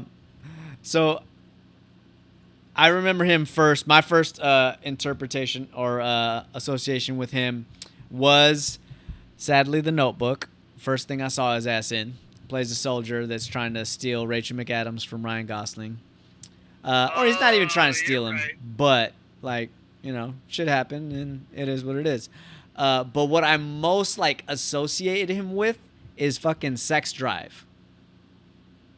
You see that movie? The movie? Yeah, where he's secretly gay, but he's like pushing his brother away from being gay no matter what, and he's like No matter what. overcompensating as this masculine older brother. And he's like yelling, "I don't think so. No way my little brother's taking it in the chili ring. Now you get on out there and you do that woman like the good Lord intended." Is that your first thing? Oh no, you said the first. That's thing one of the first things that I saw him in. Yeah. because he's forever fucking Cyclops over here. He's always going to be Cyclops, but I think he does a hell of a job in the comedy. I wish he would do more comedies. Like, I see the outtakes of that movie, and he's fucking hilarious. He is one of my favorite characters in Death at a Funeral, the Okay. black version. He plays the boyfriend that gets hopped up on like ecstasy or whatever, and he's naked on the roof, and he's going crazy. He does a really good job. He does a really good job. So I do love him. I think he's very funny. His voice is amazing. Yeah. It's a Courtney Collins show. He's got a new TV show coming out called The Stand. It's an action show, so I would very much like to see that, as well as a second Based on the show. book? I don't know anything about it. All I know is that it's Stephen King's The coming Stand? out this year. Because I know there is another one of Stephen King's The Stand that is coming out, and Whoopi Goldberg's going to be in it as like the old ass black lady. I don't know. You probably never seen Maybe it's the same it. I don't know. show? I don't know. Could I'm be. gonna look. Yes, it is. It is The Stand? It is the same. Yeah, so he plays Stu Redman. I don't know if you know who that is. I didn't read the book. I did read the book. But and I that saw book was like thick. Oof. It was thick. Like Gone with the Wind thick. It was a good book. It was a good book. It was a good book. But yeah, Okay. yeah, yeah. Well, I just saw like the cover like title page of IMDb, and he's like in the back seat, and he's just got this like aggressive look on his face. He looks like the fucking Winter Soldier in the title page. That's not him. Is that him? That's him. But he's, like I said, he's got another show called Miss America that comes out this year also. He's got 2 shows. He just did Sonic the Hedgehog. I forgot to mention that. Don't mention that. Yeah. He plays the voice of Tom. And as we talked about less No, than he's an not hour the ago. voice. He's in it. Oh, he's straight up in it? He's Did you physically see in it? No, I've seen the fucking trailer. I know what Oh. the dude looks like. I say, tell me you didn't watch that. I didn't. I kind of want to, just so that like my disgust will be real and not just like false. Come full circle. Yeah. If I don't have to pay for it, I'll watch it. There you go. But like I said, he will be working with our director, Mr. Shankman, in Disenchanted. Part 2 of Enchanted. Part 2. Yeah, I was like Enchanted Part 2. Exactly. So they're going to be working Alright. together again pretty soon. And by pretty soon, I mean depending on Corona. We'll see when these studios open back up for us. Because me and Ashley ain't going back to work anytime soon. I know. I was just talking to my mom about that. She's like, When are they going back to work?" I was like, "Mom, they're like tier 5. I don't know when Yeah, they're going yeah, back." we're like the last ones to go back to work. Yeah. Crazy as it sounds. Yeah. They're not going to let us go back. And as Ashley was asking earlier, Adina Menzel is not attached so far to Disenchanted. Oh, okay. But that's probably She because had the script isn't done. one, she has a small part. Mm-hmm. She was like, what is she, the girlfriend? No. Isn't that what she is? In Disenchanted, she's the witch. She's the villain. No, she's not. Isn't Susan Sarandon the witch? Oh, you could be right. I don't remember. It was a while ago. Hey, baby. Either way, Who does Adina Menzel play in Enchanted? she plays his girlfriend. Well, she was his fiance, and then she ended up with James Marsden? James Marsden in the end. Oh, That's okay. right. That's right. Yeah. That's right, because James Marsden played the prince, and he was looking for Giselle. Yeah, I remember. I went to the movies to go see that too. Okay, so maybe she is going to be in it. I don't know. We'll see. You ready for a fun fact? Yes, give me that fun fact, because I'm very excited to talk about this next actor. So the Courtney Collins show was based on a real life show called the Buddy Dean Show. That was a local Baltimore dance show that came out before Dick Clark's American Bandstand. So he was pre-Bandstand, which I always thought that that's what the Courtney Collins was based off of, as American Bandstand, because obviously that is the more mainstream version of these type of shows. Okay. But no, it's this Buddy Dean show that was a Baltimore hit back then, where apparently kids from the local high schools and stuff would come and dance and on it. So that's pretty cool. I like that. Yeah. That's what it's based on. You remember when you were talking about actors who can do both act and sing? Oh, yes. This next actor is one of those people who can act, sing, and fucking dance. I pray you're talking about my boyfriend. Go ahead. Uh-huh. Mr. Elijah Kelly? Fuck yeah. Fuck yeah. This dude is talented as fuck. Obviously, this is the very first thing that I ever saw the brother in. Is it? And Okay. it was mind-blowing. I had a huge crush on him. I made sure that I got this poster from work, and I got one that was just him. I have one that has little caps on it, but I got one that was just him, Okay. and I put it on the wall. You didn't watch Today, Take the Lead with Antonio Banderas? I watched it, but was that before this movie? It was before, yeah. It was like a year or two. It was 1 year Well, before this one. Well, he didn't turn me on as much as he did as fucking Seaweed, dude. Seaweed kills it. Todd was like, yeah, the only reason why I know his face is because I would see him on your wall every day. I was like, I loved him. So far. Because this was his like big breakout role.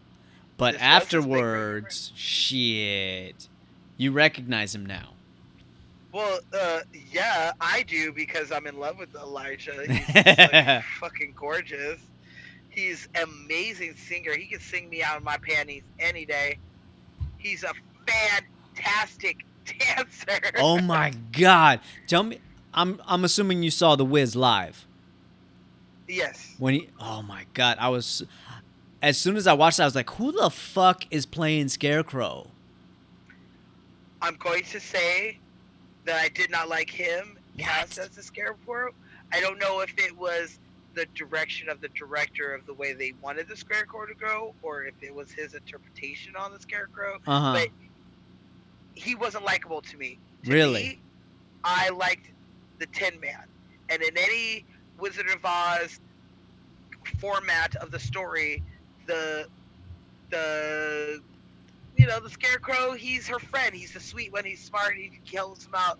He's the Scarecrow. Uh-huh. But for some reason in that stage version, Mm-hmm. I was more drawn to being connected to the Tin Man. Wasn't the Tin Man played by Neo? It sure was, and that didn't have that necessarily doesn't have to do anything to me. Uh-huh. Like I love Neo too, as much as I love Elijah, Mm-hmm. but he was just more of that spirit of it than him. Not that I didn't think that he did a good job, because his voice, like I said, is amazing. His dancing is unmatched. Like he's really good at what he does. Yeah, he absolutely is. I mean, I can't remember the storyline very well, and I don't want to debate on whether or not the Scarecrow was right for the part. But as far as Elijah playing the part, I think he did a hell of a job, because he caught my attention not knowing who it was within the costume of the Scarecrow. Like, I'm pretty sure that day I went on IMDb and was like, who the fuck is this dude, and why is he not famous? That was one of my favorite lives, musical live ones that we've done. Yeah. Besides Grease, which was another really was a good one. Live one. Mm-hmm. But Hairspray, or The Wiz was good, and he did a great job. It was just, I feel like the direction was really off on that one. Could have been. I don't blame it on him. They always slap those things together quick. Yeah, I wouldn't blame him. I did just see him in Red Tails. I know I am 10 years late to the prom on that one. But I just seen it this year. You talking about my boo-boo? Michael B? No, we talking about Elijah and how good he was in Red Tails. My other boo-boo? Elijah? We're talking about Michael B. Jordan. I have liked Elijah longer than Michael B. Jordan. This is true. So that's because I didn't. So he played Joker in Red Tails. Another great fucking job. And afterwards, he did Lee Daniels' The Butler. He sure did. He played young Charlie Gaines. Is he the one that breaks in, what is it, like a store or something like that? Yeah, that's him. Yeah, that's him. It's been a minute, but yeah. I can't remember the age differentiate. I've been drinking. I don't know. I've been drinking. But I did like him in the New Edition story. He plays Bell. He sure does. He does a great job. That whole cast gets in a whole fight in first like 10 minutes in them suspenders and shit. Because who could dance and sing better than Elijah? Dude, not many. Not many. All right, so you want a fun fact? Give me a fun fact for sure. So my boo-boo Elijah, he had to sit for an hour in the hair chair getting his hair did. Dude. In that conch, in that like finger wave like, look that he's doing. It took him a long time. That's a pain in the ass. Because that's not something that, we do to our hair anymore. No, we don't. We do not. But I do have a really cool fun fact about him that I didn't know. What's that? That the Elijah Kelly Center for Performance Arts is something that he created to offer music, acting, and dance classes to the students in his hometown in Georgia. Really? Yeah. Okay. He then received a key to the city for his work and effort into helping his whole, old town peeps. I like that. Yeah. So he's a giver, which is one of my favorite types of men, a giver. And he also just, he's cute. He's still working. Still working. He was just on a show called Tales. It's like a new hip hop show. Okay. I don't know too much about it. I think it's kind of like a newer version of Lyricist Lounge, but don't quote me on that. Don't quote me, boy, because I ain't saying shit. I didn't say shit. I didn't get nothing. They had presents. I ain't get nothing. Don't get me in trouble. But he does a good job. Mm-hmm. I love Elijah. I want to see more of him. I know you do. Oh, yes. You want to see all of him. I do. I want to see all of him. I know that he graduated from high school and immediately afterwards moved to LA to live that life. Mm-hmm. So he dedicated. And if he's listening to this, I'm single. Hey. Well, let's move on to one of our villains of the movie. And not gonna lie, Ashley knows very well that I do have a little crush on this one. Miss Brittany Snow plays Amber. I don't know why, man. I always liked her. No, I was So, laughing at myself because She's looking at me so hard right now. I was gonna say. What you want me to say? We got to talk about her, babe. She's on the movie. I'm just listening. Uh-huh. Listening intently. I'm just saying that I was hoping that you were gonna say Michelle Pfeiffer because that would have been really funny. Oh, I love why I was Michelle laughing. Pfeiffer. Michelle Pfeiffer's from my hometown. She What? looks good in this fucking movie too. She does. She's a little skinny in this one. I feel like she slimmed down for this one. She's not at her natural walk around weight. I like her more when she is just natural and not like trying to slim down for a role. I don't know. Maybe that is her natural, and she was just around bigger people. No, and her they look her smaller. cheeks are like sucked in and stuff. She's like true. extra on this one. Yeah. Brittany Snow plays Amber. And one of the funniest fucking moments in this whole movie is when Corny Collins is announcing some shit and he throws his hands up and backhands her in her forehead.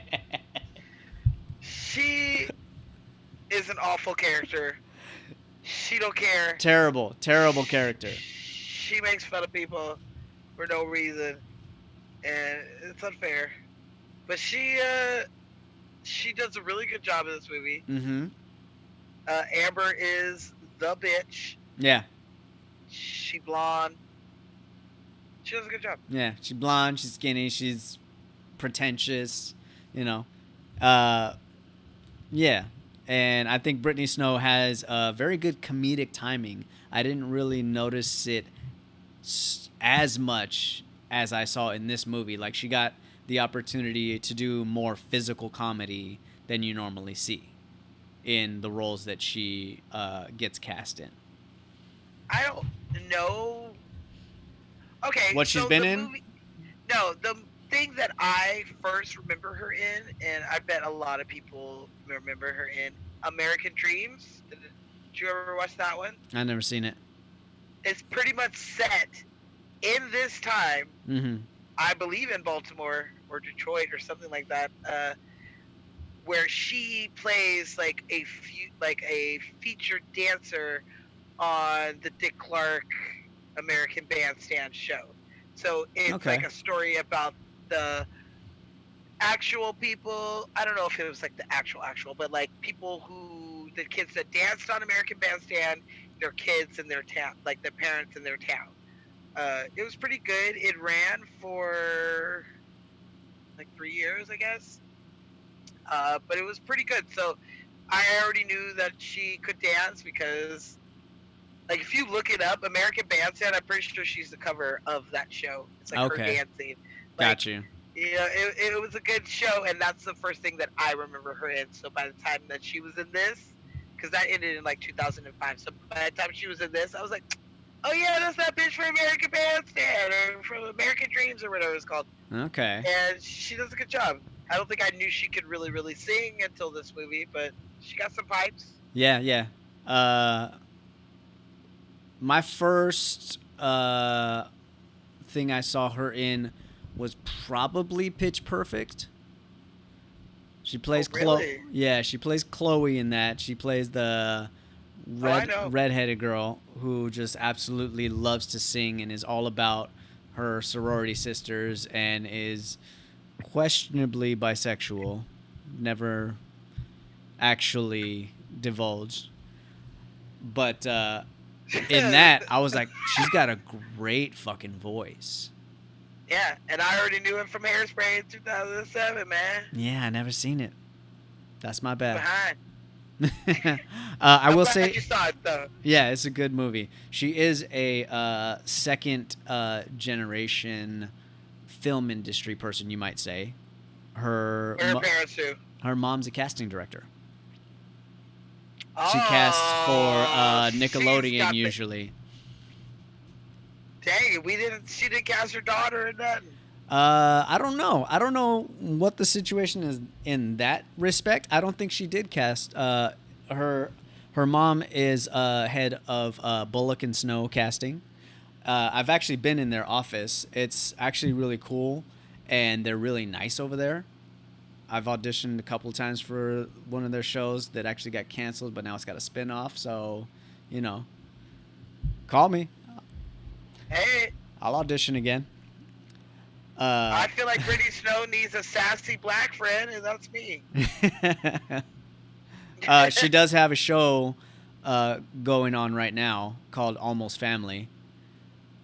She's the lead of that one, where her father is a doctor, what is it called? The reproduction doctors, where he helps couples conceive a child. Oh, yeah. However, this fool went ahead and used his own sperm to impregnate hundreds of would-be mothers when their male counterparts could not supply a seed that would impregnate. That's a true story. Is it? It's based off of something. Yeah, It's based there's off a true story? That sounds like it. I know a story of a doctor that was doing that. I don't Dude. remember where, but he was impregnating women. Like the fraternal doctor was, instead of putting the dad's sperm in it, was putting his own sperm in it, and ended up having hundreds of children Fuck. under the names. So you're thinking that you and Smashie can't have a baby because it's your fault. Uh-huh. Or it's her fault in body wise, and this dude is putting his sperm into your egg. Fuck that. And I'm you gonna raising know. Well, yeah, if he's a white dude and the kid comes out super white, you'd be like, he don't look Asian or Mexican. Who the fuck is this dude?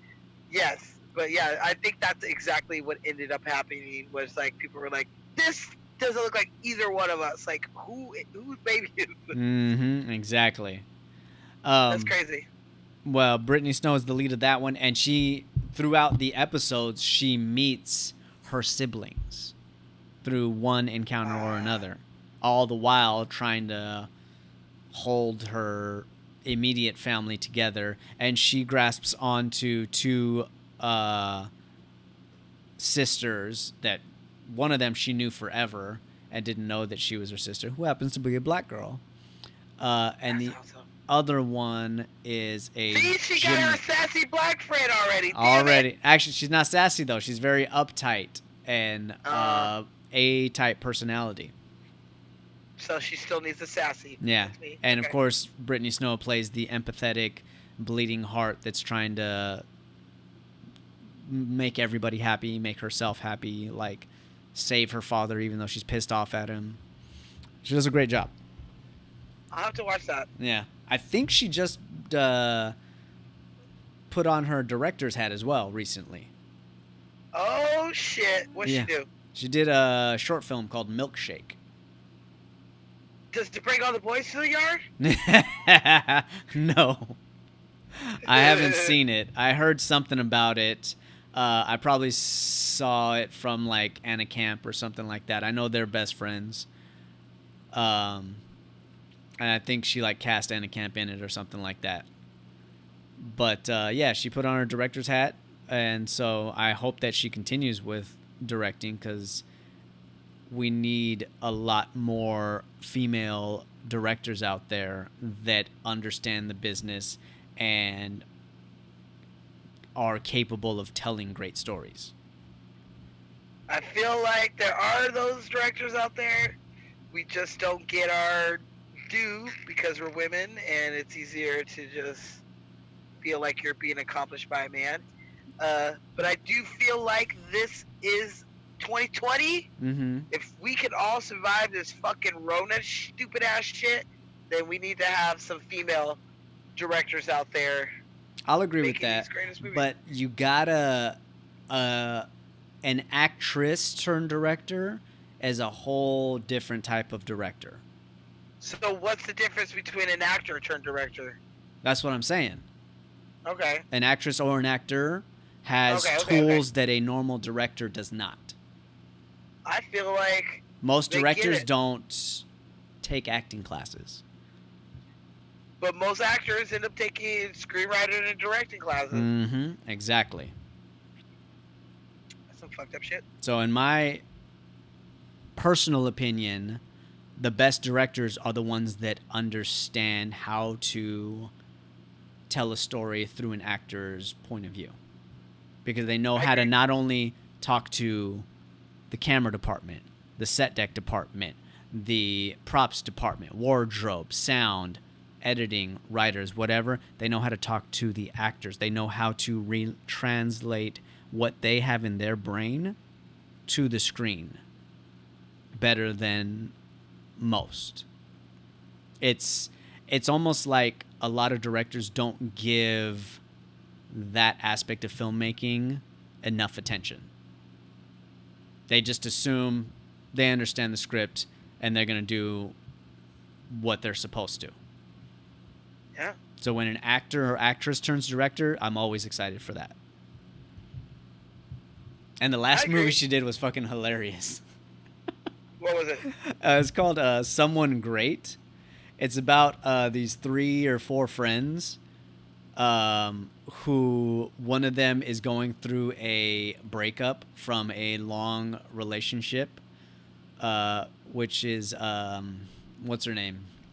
Gina Rodriguez, Hispanic girl. I don't know if you know her. She does a great fucking job. And again, Brittany Snow plays the one that's always trying to be put together and proper, but at the same time, she kind of has a wild side that she wants to let loose, but under closed doors. Okay. And that's all I'm going to say about that movie. That's all I have to say about that. Mm-hmm. And that's all I have to say about that. Forrest Gump. And you want to know who? Your boy is in it. Who? Lakeith Stanfield. Hey. I knew you were gonna say this shit. So he's the boyfriend that broke up with the main actress. I want him to break up with me. So y'all can get back together? At least we were together. That's all I need. Get them memories? I do have a fun fact on Amber. Miss you know Amber? who was up for the role of Amber? Tell me. Hayden Panettiere. Okay. I can see that. I don't know if she can sing or not, so She that can. probably has a big... She can? Yeah, she did a TV show about singing, a country TV show, I want to say. Oh, you are so right. She did, I can't remember the name right now. Fuck, what's it called? You're right. She did that country show where she did a lot of singing on there. Mm-hmm. And she did have a nice voice. You're right. Sorry, my country fans. I'm not a country fan. That's why I couldn't get into the show. It just wasn't my shit. I just never got around to it. Well, you got time. This is true. But she could have also have been pretty Amber. Mm-hmm. And I can see her as an Amber. Yeah. Yeah, they're both tiny little things, too. And Hayden, I think, is even shorter than Brittany Snow. Brittany Snow is maybe like 5'3", 5'4". Hayden's like 5'1", something like that. Besides, she did Save the Cheerleader. What is it called? Heroes. It's doing fine. Save the cheerleader, save the world. Save the cheerleader, save the world. You're right. She just finished her... God, what is it called? The fucking country show. I don't know. I'll look it up later. But in the meantime, Nashville. Nashville, of course, the That's hub what it's of called. country music. Of course. What am I Mhm. thinking? So What- yeah. We got a number of people to talk about still, starting with Miss Queen Latifah. Oh, We already talked about her. when did we talk about her? Girls Trip. Oh yeah, it was a while ago. It was a while ago. But We I get- put all my fun facts in there, so I don't have any more for All for right, Queen well, Latifah. we're gonna talk about Queen Latifah in this movie, and we're gonna set it off right here. You gonna set it off?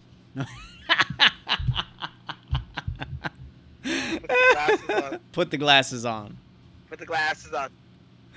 Oh my God, yes. No, I love her in this. I think that song that she sings is absolutely beautiful.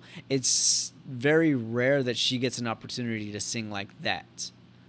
Like, she started out as a rapper, you know. U-N-I-T-Y. That's a unity.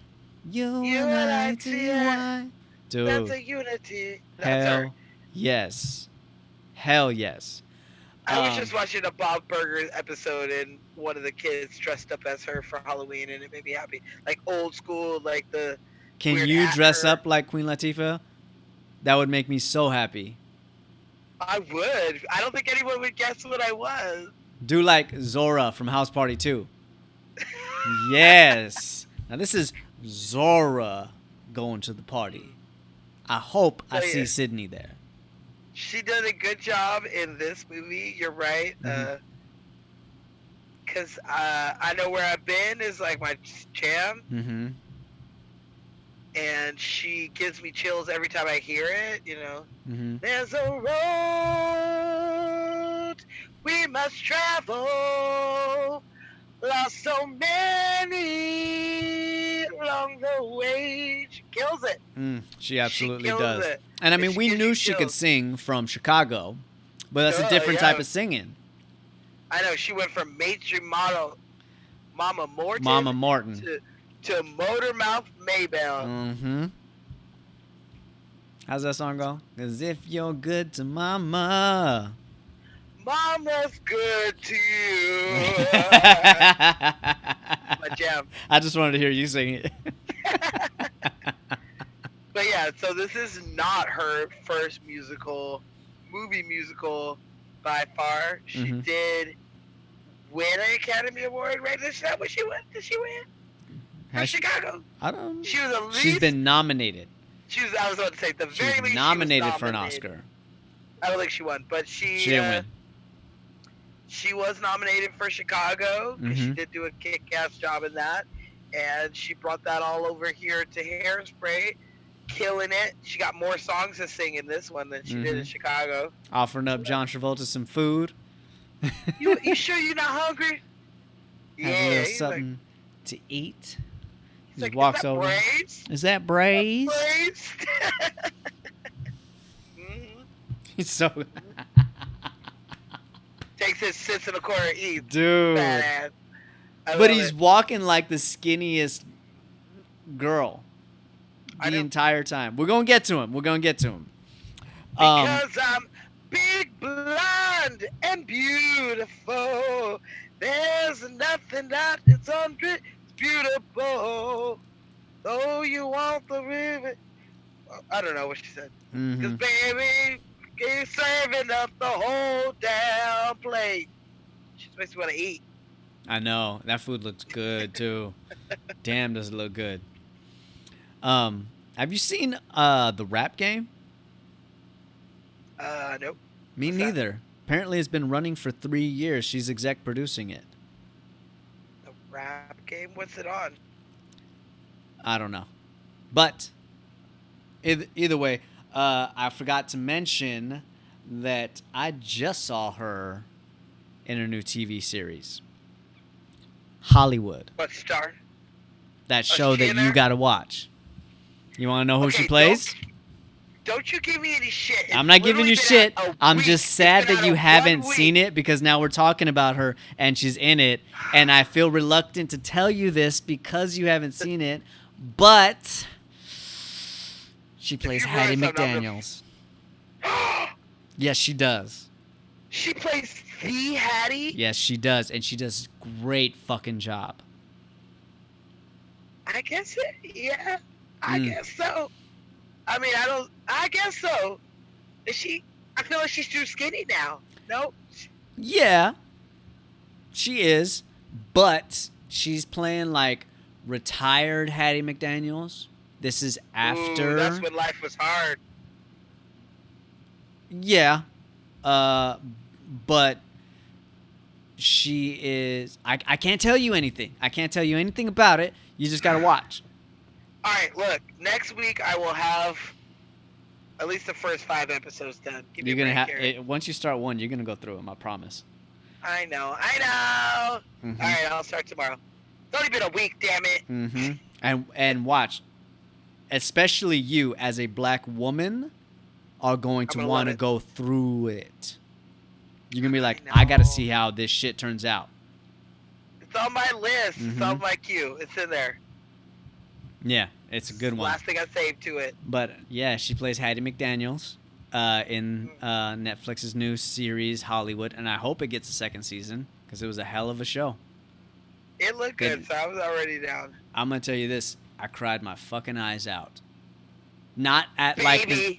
like the season finale or anything like that. It's just there is a particular character in the movie, or excuse me, in the series, and he has a monologue about Hollywood, about coming to this town as an aspiring actor, and Okay.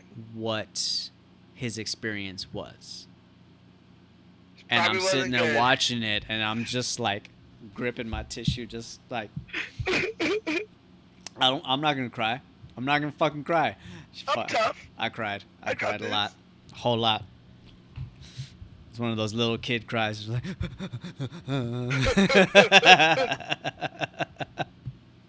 Queen Latifah, man. I love Oh. her. I've never seen anything that she's done that I didn't love, Mm-hmm. including We Are Living a Single. Single. Ooh, Ooh, in the 90s kind of world. I'm glad I got my girl. Well, keep your head up. Keep your head up. That's right. See, we That's right. can't. I hate that we can't, because of Zoom, we can't sync up. I know. Singing Pisses me together off. We sucks. can't sing together because Zoom is fucked up. I mean, Keep it's your not head fucked up. up. It's allowing us to do this in the first place. But the delay, you can't sing together. Sucks. Yeah. Well, either way, Queen Latifah has a new show and a new movie coming out. They're both called The Equalizer. I don't know what that's all about, but she got 2 of them coming out, so we'll see. It's got nothing to do with Denzel's Equalizer, as far as I know. Yes, it does. It does? Well, it looks like it's based off the 80s TV series, which is what The Equalizer is based off of. Oh, okay. So it's in that same universe. I doubt he's in it, but yeah. Nah, he's not in it. But she plays the second lead. Okay, of course. Queen Latifah is always part of the lead. She hasn't been like second fiddle in like since the 90s. Mm-hmm. She brings in people herself. You know, she's funny. She's relatable. She looks like, she looks like people I know. She's awesome. She is so talented. She can do very serious stuff. She could be a thug, gangsta ass bitch.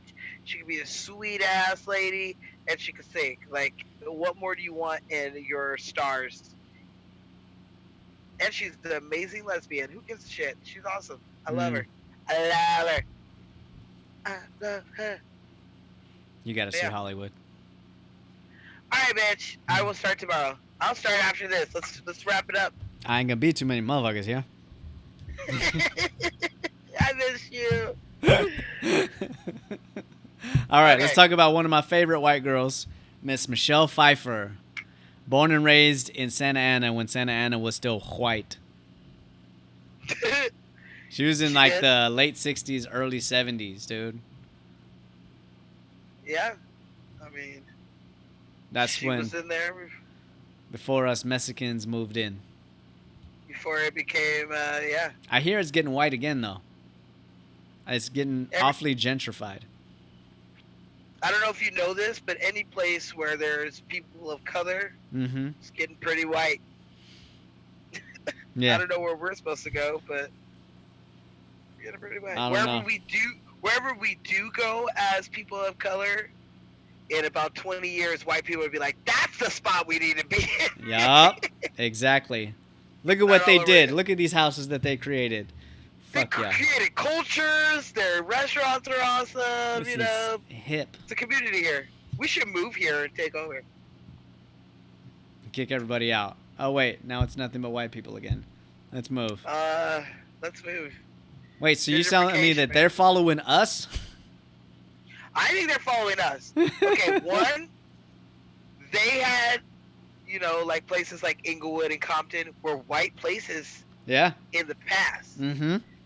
Black people started moving in there, and they got that white flight where they bounced and went to the suburbs, and then black people made Inglewood and Compton into, I mean, it does have its problems like any city, So but does- it brought its own culture and own flavor to, you know, the LA area. And now here we are 50 years later, and the white people are moving back in.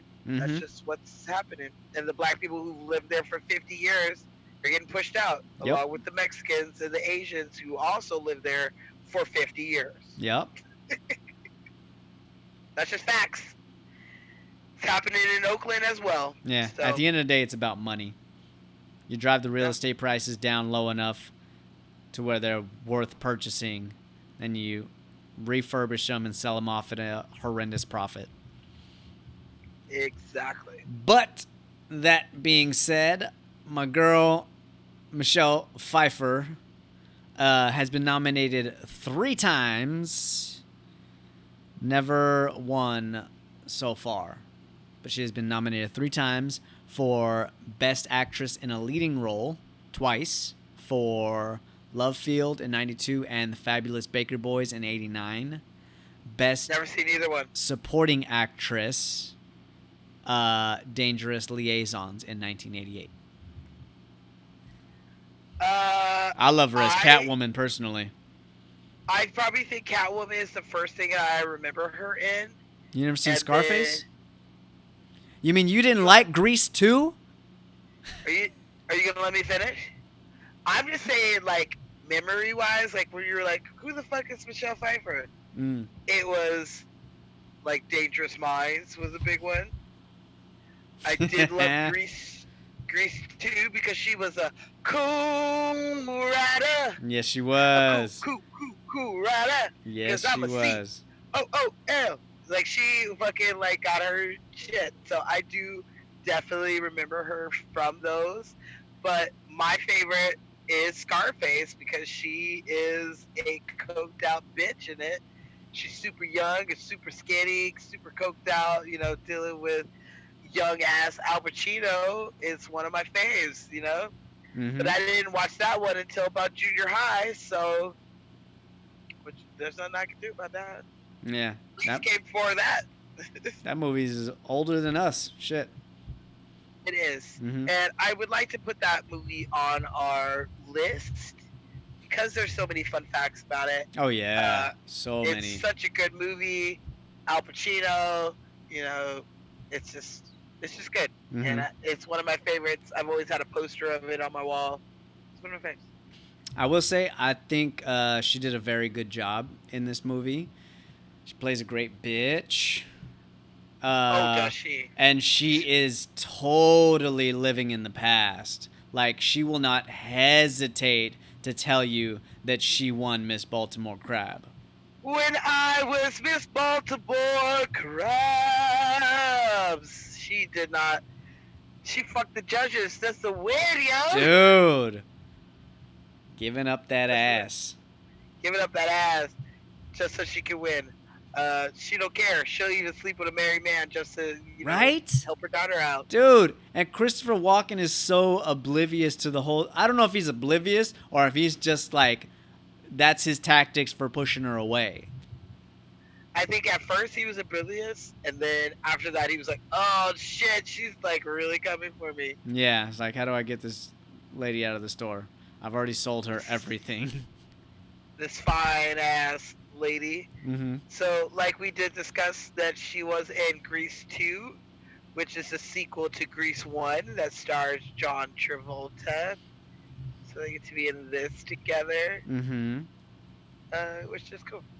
Cause I'm a cool rider, a cool rider.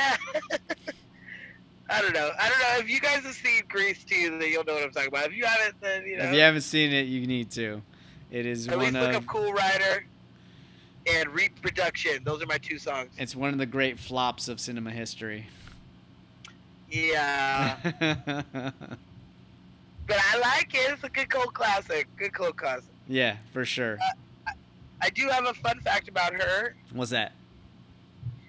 So, in the Broadway version of this show, it is that she talks to Tracy's dad when she comes and tries to seduce him.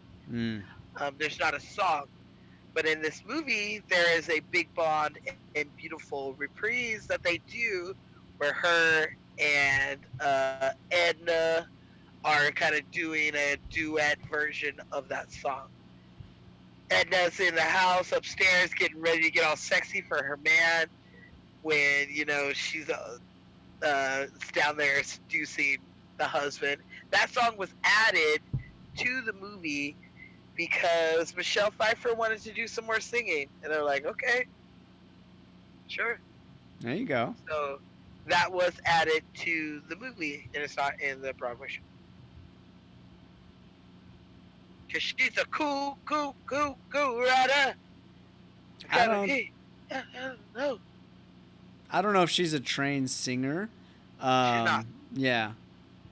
But she did okay.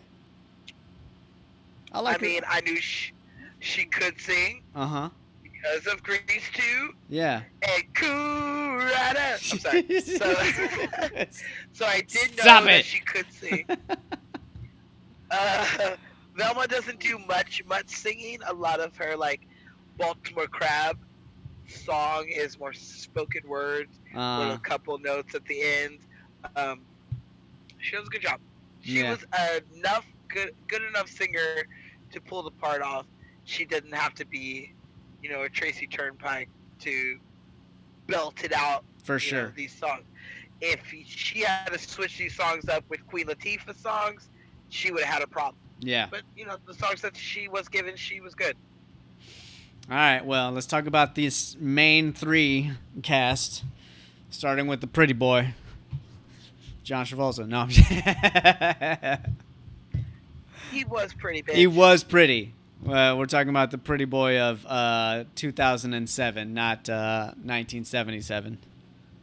That was a good one. So we're talking about Mr. Zac Efron. Zac Efron, who can sing and is a good-looking dude. But he ain't the most masculine fellow in the world. In this movie, no. He's playing a teenage boy. I'm kidding. I'm quoting Eddie Murphy when he's talking about Michael Jackson. No, Zac Efron, of course, we already knew prior to this movie that he could sing and could dance due to the fact that he got his big break on the Disney Channel's High School Musical. High School Musical. Fucking blew everybody's mind. I was in high school when High School Musical came out. Were you? I was, and I liked it, but I wasn't like the hugest fan, knew the dance moves and all the songs.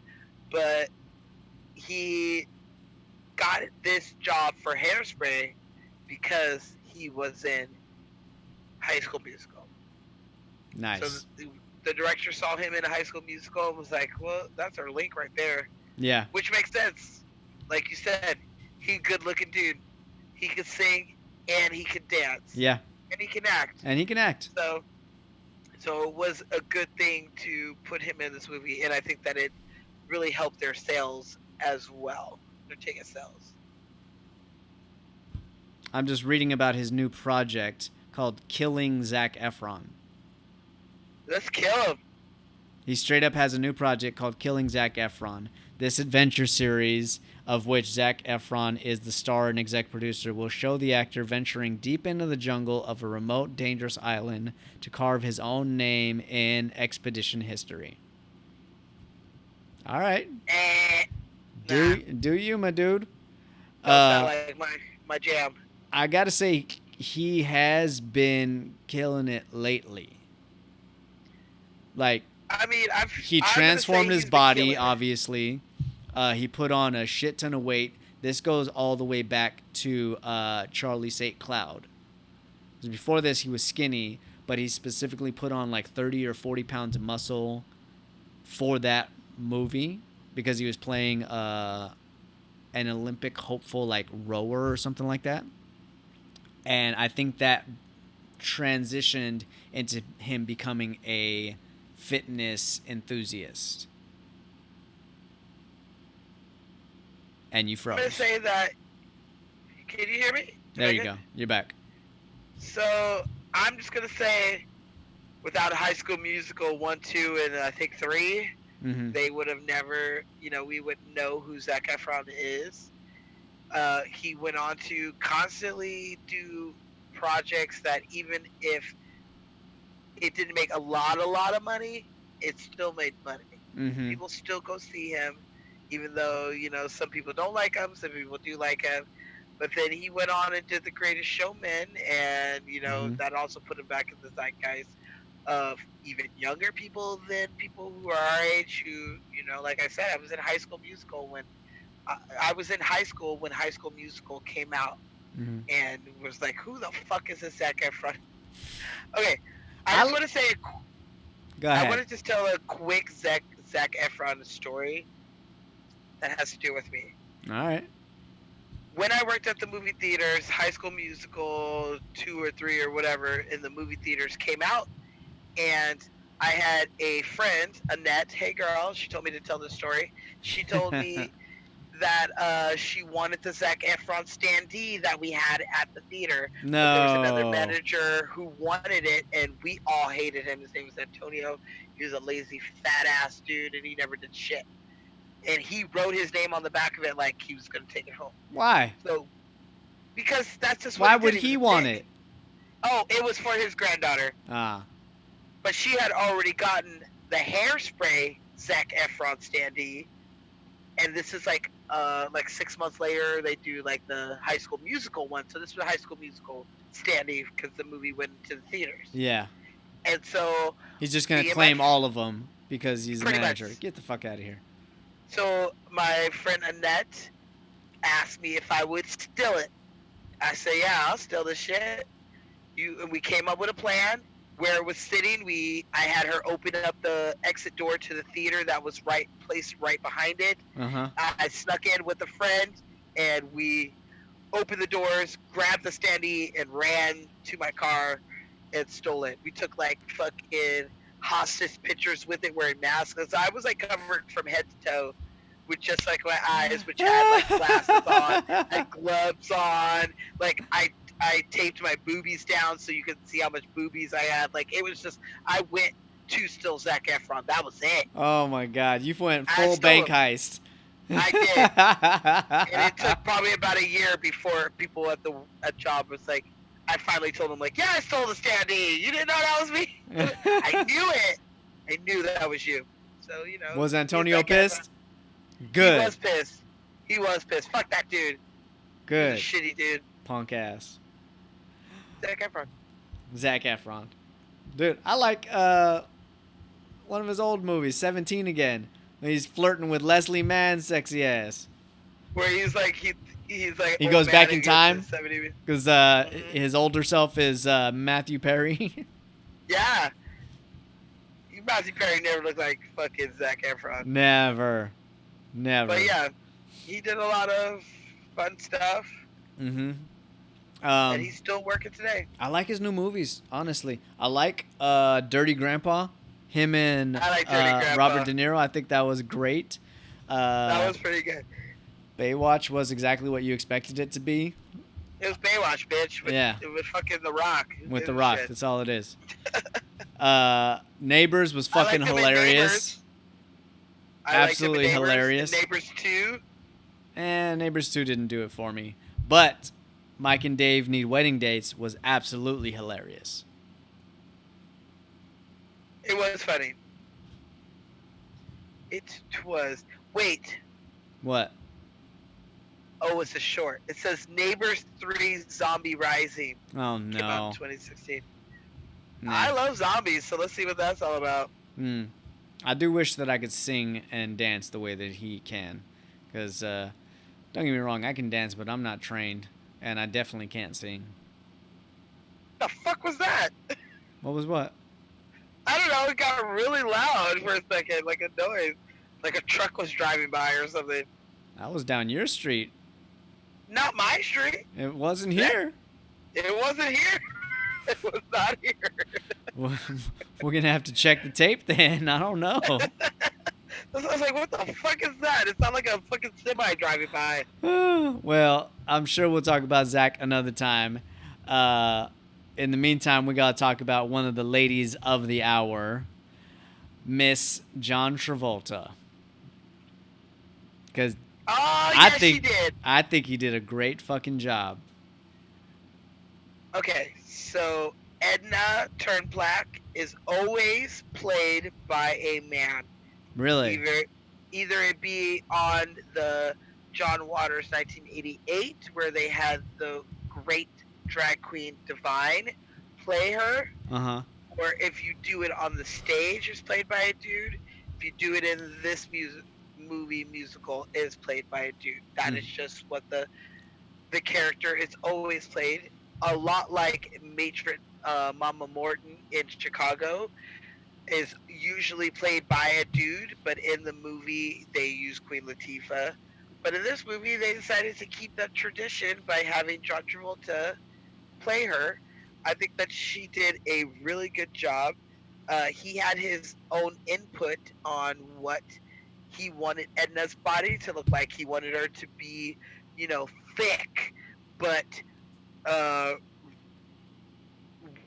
curvaceous at the same time. Curvy, yeah. She got a nice booty and a nice little curve going. Mm-hmm. He wanted her to feel more real. So he did have input on his fat suit that he did have to put on Love to it. play her. Yeah, because you can't just have... In the 1988 version, Mrs. Turnblad is wearing a muumuu all the time. She do. Mm-hmm. And... no one wants to see it. In that one, they danced the bug, which... For 88, that was cool. But in 2007, when you have John Travolta, the man can dance. You got to give him the opportunity to do so. And he's not going to be able to do that very effectively in a muumuu.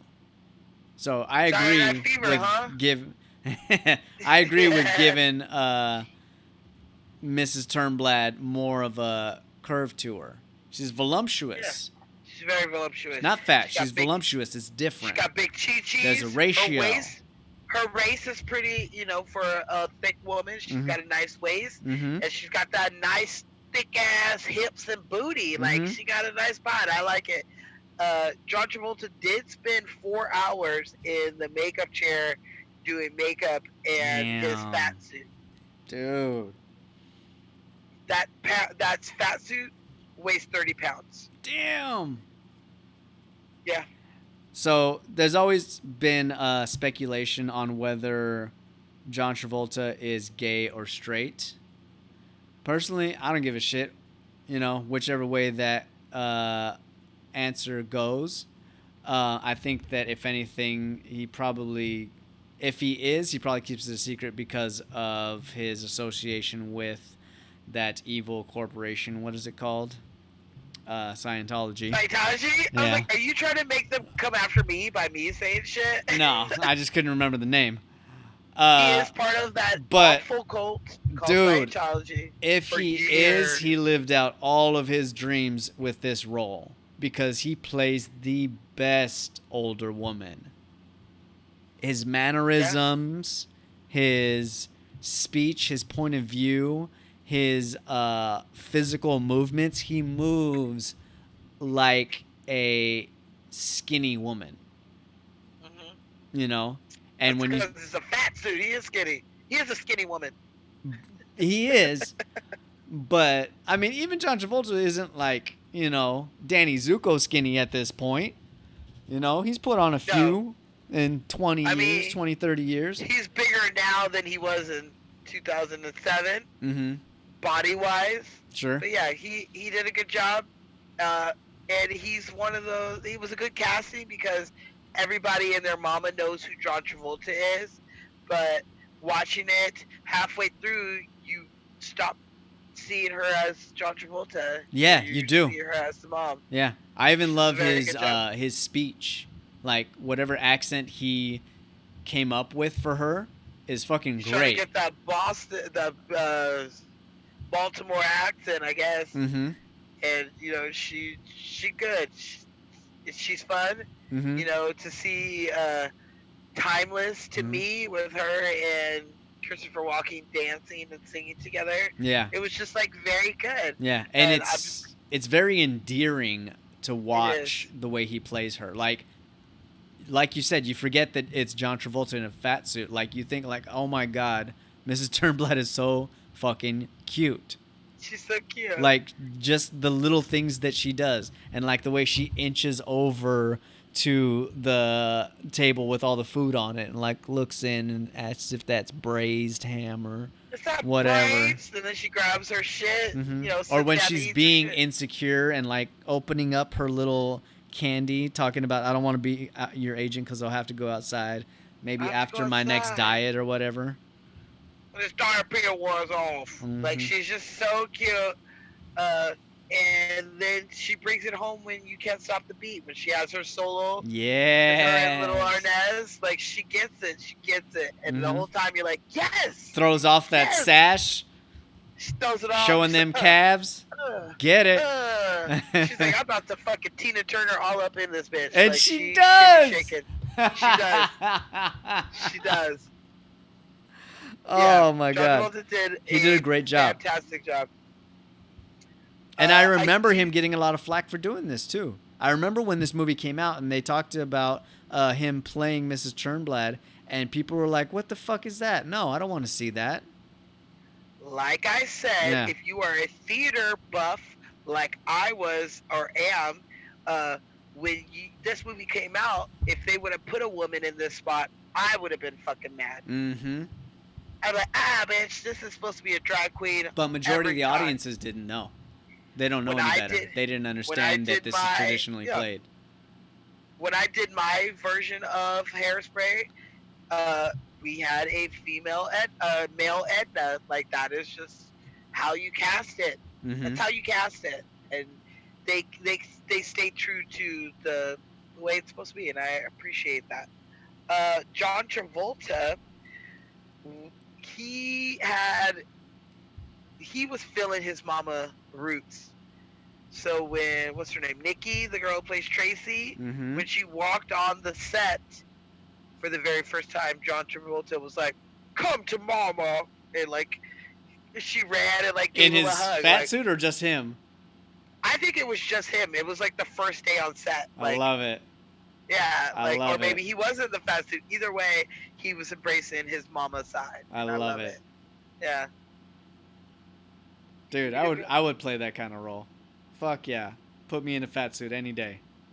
Any day. I'm Shit. fat already. Put me in a skinny suit. How do I get that one?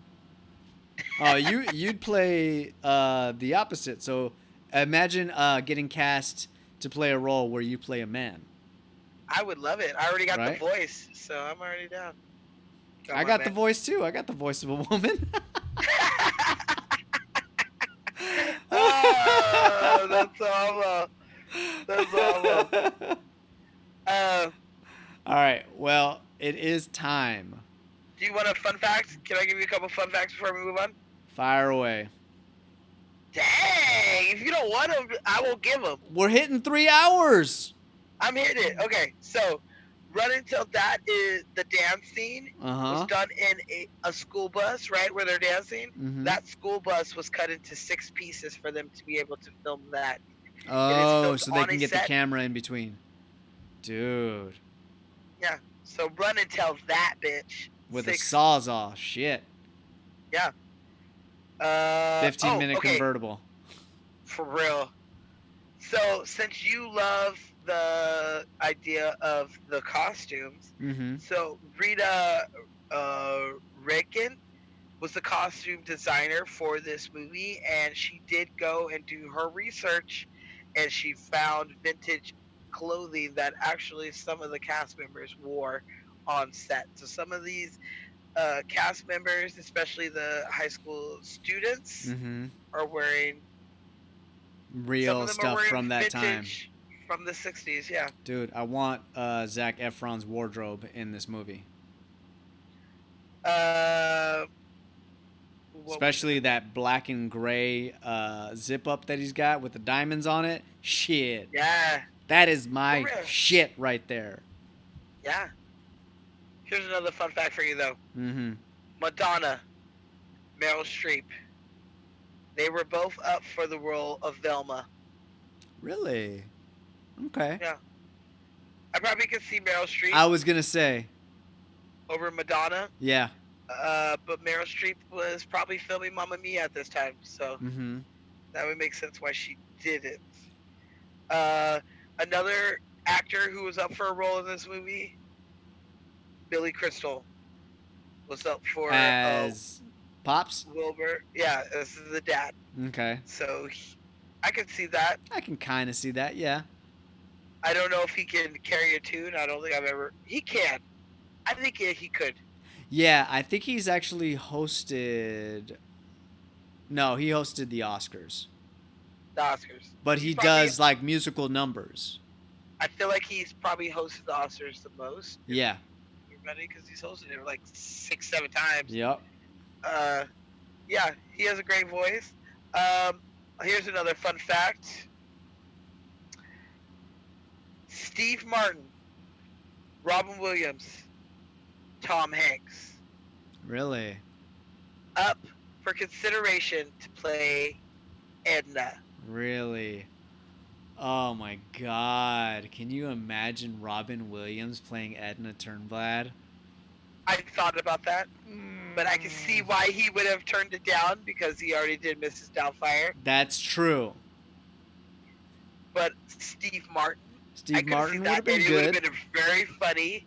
And I also could have seen Tom Hanks. Tom Hanks can't do wrong. I told you, Can't. I will watch a movie starring Tom Hanks as Malcolm X. Like I told you, I would give it a chance because anyone who doesn't like Tom Hanks, please turn off our show immediately because I don't even want to hear. I don't want you to listen to us.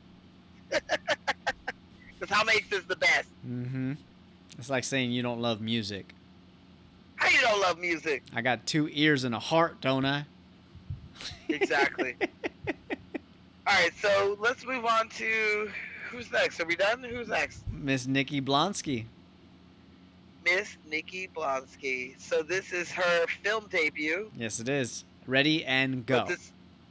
But this girl has been working towards this moment her whole life. She started singing when she was, I think, 4 or 5. She started going to vocal lessons when she was about 7. She went to the old Broadway and to audition for this exact role, playing Tracy Turned Black on Broadway, Mhm. but was turned away because they said she was too young. Aw. 3 years later, the girl's playing her in the movie, which I would say is the better way to play the character if you're going to play it. Fuck yeah, because then you make a career out of you Make an create entry a of something. career out of a role. As what she did. Mhm. So she did this, and then she started to audition for other things, and she auditioned for this movie. And at the time when they called her for the part, she had been working at Cold Stones when she got her call. So she stopped everything. Was like, "Yeah, bitch, I just made Hairspray." Something that she said she's wanted since she was, I think, like 13, 14 when she saw the show Yeah. on Broadway. Nice. She was like, "This is my role," It and is. she did it. That's a self-fulfilling prophecy right there. It sure is, and I think that she did a fantastic job. She looks like Tracy. Her voice fits Tracy. Her Mhm. mood fits. Her face fits. Like she's just so adorable. Everything.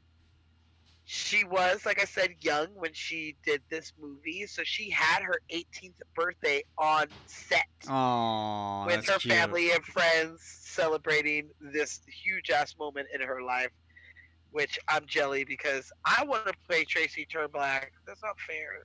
Is it because I'm black? Yes, it's because you're black. But yeah, she did a great job, and this is where her career started. Yeah. I just want to know if she threw an ice cream in somebody's face as she left. I got hairspray. Fuck you, fuck you, fuck you. You're cool. You're cool. And fuck you, I'm Fuck out. you. What? Take that Cold cone. Stone, I'm out. And she's just out. So yeah, she. Either that or I would have grabbed a tub of my favorite flavor and be like, I'm out. Fuck y'all. Most likely, that's what I would do. I'm taking this mint chip and this strawberry home with me. Keep my last check. And these Oreo crumbles. I got to thicken up. I'm playing Tracy Turnblad, bitch. This is something that happened to her and the original Tracy Turnblad, who was black. What am I saying? Black. I'm not saying black. Oh, then it's the microphone. I was like, I am not. So she not only worked really hard for this role, but because of the rigorous dancing and training for this role, she ended up losing some weight. This is something that also happened to Ricky Lake, and they both had to kind of beef up a little bit to keep their Tracy figure, man. Yeah. Because that dancer life ain't no joke. Right. I've lived that dancer life, and it is no joke. You shed pounds as a dancer. Shed pounds. It's exhausting, dude. Why do you think that's my workout of choice? I will say she's in another musical, a series. She is in a couple of episodes of Smash, the 2013 series, which I absolutely love that show. And I want to go back because I didn't even realize she was in it. I want to see how she does. She plays a character named Margot. That sounds familiar. I feel like I've seen it. You haven't seen Smash? No, I've seen Smash. I'm just saying, I think I remember Margot. Sounds familiar. But she does a great job in this movie.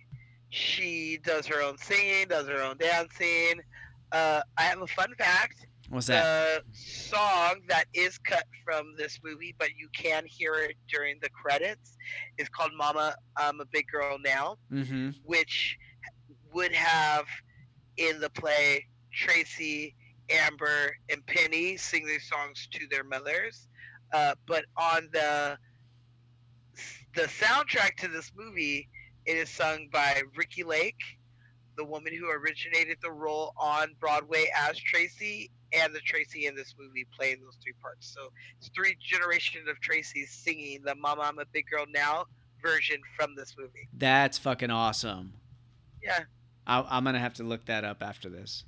Yeah, one of my favorite songs in the movie. That's why I'm very sad that it is gone, that it's not in there. But if you do listen to the movie soundtrack, they do sing the song there.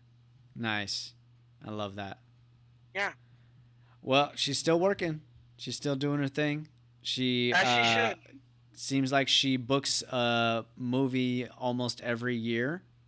Last one was last year. She did a movie called Ghosts in the Graveyard. Sounds familiar. She plays Mrs. E. So she's not 18 anymore. So she's aging into older roles. What would she be? Shit, she's gonna be 30. No, 2007. Yeah, she's about to be 32. I was about to say she's only a year younger than me. So she be killing it. So yeah, she's playing somebody named Mrs. E. So she's like those teacher roles and stuff like that now.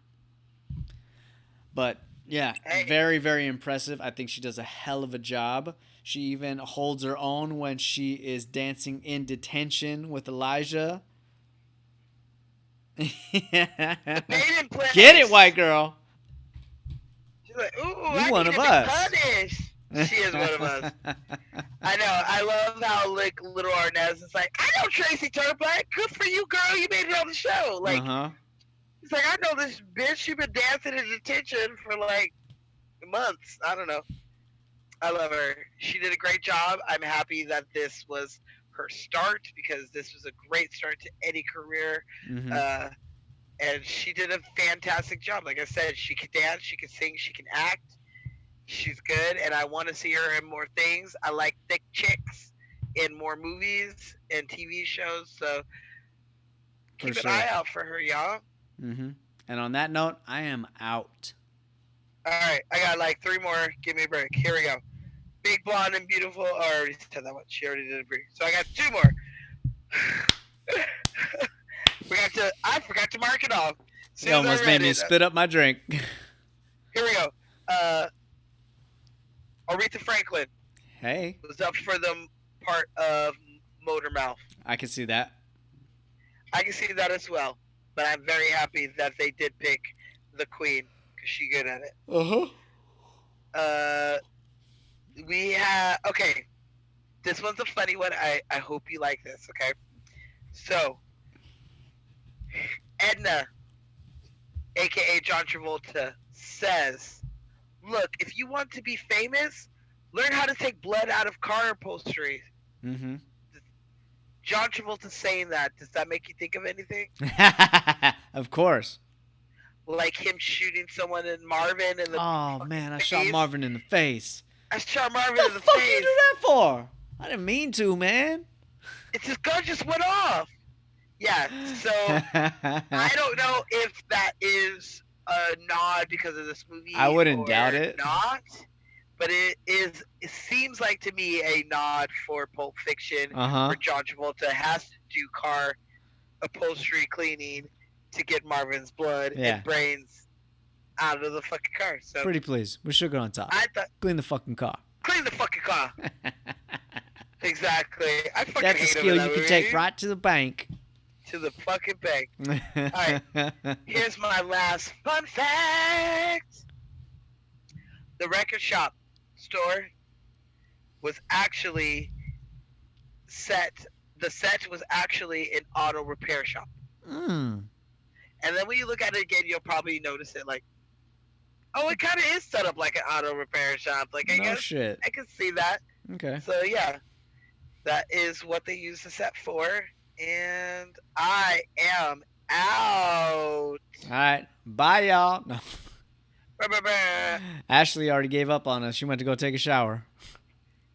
That's normal. Great coming out of the gate, just not for distance. Exactly. So, it's time for Z for the people. Yes, sir. Okay, so Z for the people. This week, Jason he had something he needed to get off his chest about what we were Z for the people in it. So I'm did. gonna pass it to you. You gonna pass it to me? Oh. Yeah. Okay. You text me. Yeah, I did text you. I wasn't sure if you were gonna head it up or not. But I am passionate about this too, but you made a point for it, so go ahead and J for the people. I'm not in the right state of mind for this. I've been laughing my ass off, but we do need to talk about a very serious subject matter. Let's bring it down. Yeah, we gotta bring it down for a minute. As most of you have seen on Instagram, on Facebook, in the news here and everywhere. There. We're actually recording this on Friday, and it is Ahmaud Arbery's birthday today. And for those of you, yes, happy birthday. For those of you who don't know, he was shot by 2 white men in Georgia while he was going on a motherfucking jog. What we all fucking do. Minding his own goddamn business, trying to be fit, trying to just find a way to get out of the house. And he got brutally attacked and shot. Like, now, a lot of us, we were asked to run 2.23 miles today and put the hashtag I run with Mod on our Instagram, on our social medias, and things of that sort. I did that today. I actually did a live Instagram today because I had a lot of shit to say. Because this definitely hit home for me, and it's gotta fucking stop. Like, one of the things that I had talked about earlier today is that there can't be just seeing this as a normal thing that happens once a month, like school shootings. You know, this shit is not supposed to happen at all. You know, and sharing a link, liking a page is not good enough. Because when people have that much hate inside of them, they are being proactive about spreading that hate. And it is everyone's responsibility who disagrees with that hate to meet that hate directly and speak up. Write a petition, sign a petition, make the fucking phone call. The reason why these two men are in jail today, they were arrested yesterday, it's not because of the video footage that everybody saw. It's because of the outcry of the public, of people calling the district attorney's office or wherever the hell it is that you're supposed to call and demand that these two men be arrested. That's why they're in jail right now. It's not because the police were doing their jobs, because this guy was a retired police officer. Yeah. He already had ties to this police department that he lives in. And they were going to walk away scot-free if it wasn't for the video, for the public outcry, for us demanding that something be done. And technically all they've been is incarcerated. And incarceration is not a conviction. It's not. But a video shows their intention. So it'd be one thing if there was no video and all we got was, well, we thought he was breaking into somebody's house and we just shot and killed him. Then we have a better way of seeing them go free. But I feel like when you do have things like videos like this one where you can literally see it all unfold in front of you, there is no way to say that this man who was jogging in his neighborhood, like what you do every day, like what I do every day, walking in a neighborhood that you bought a house in, you rent a house in, you rent an apartment in the neighborhood that you are in every day. I park my car there. I say hi to my neighbors. I pay my taxes. Should not have to be shot on the street because they're black. And there is no other reason why he was shot than that, because if he was white running down the street, never would have fucking happened. He would have made it home. Like that's it. And anyone who thinks different needs to look into themselves and realize that this world hates people of color. Mm-hmm. This country hates people of color, and I straight up don't feel like, they care about us. These men most likely are probably going to get off with a slap on the wrist mm-hmm. and, write a book about how they killed a nigger who was running down the street. That's how I feel. But to have people upset and outraged about this and making it so that, like, hey, it's only been literally 24 hours and now we got these bitches in fucking custody, it makes me feel a little better. Yeah. In a time where nothing makes me feel good. It shouldn't have taken 2 months to put them in custody, though. Yeah. They've been walking around scot-free for 2 fucking months. But if that video wasn't out there, they would still be walking around. Yeah. They absolutely would have. So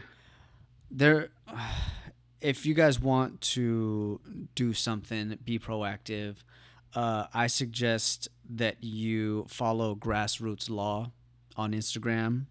Oh, or yes. go to runwithmod.com and find out what really happened, get the full story, and damn it, just fucking stop. I don't really have much more to say about it. I feel you, man. Black people, we've been dying for no reason for centuries. Centuries, not decades, centuries. This is nothing new, but it needs to stop. So if you feel like it needs to stop, find a way to protest safely by signing petitions, doing your own run for him in your own way, especially since the reason why we are all distancing from each other. You can't really come as a community and do something for him, but do something spiritually, physically, and mentally in honor of him, because he's not here. We here, and we need to stop this shit. Mm-hmm. Because they talk about in this movie about interracial dating, but in Baltimore, this movie is set in 1962. In Baltimore, interracial marriages were not legal until 1967. So this movie, these couples couldn't even be together in this time period because it was against the fucking law. Because it's so awful to be married to a person of color. It's just the worst. So I'm glad that you brought that up, because this movie does deal with a lot of racial issues and lines. Yeah, it does. So that does fit. But find a way to help, and that's our Z for the people. Yeah, and we're sorry to end this episode on such a sad note, people, but it really does need to be discussed. It needs to be addressed. And the last thing I will say is you have a lot more power and ability than you realize. And one of the biggest things that you can do is educate the next generation.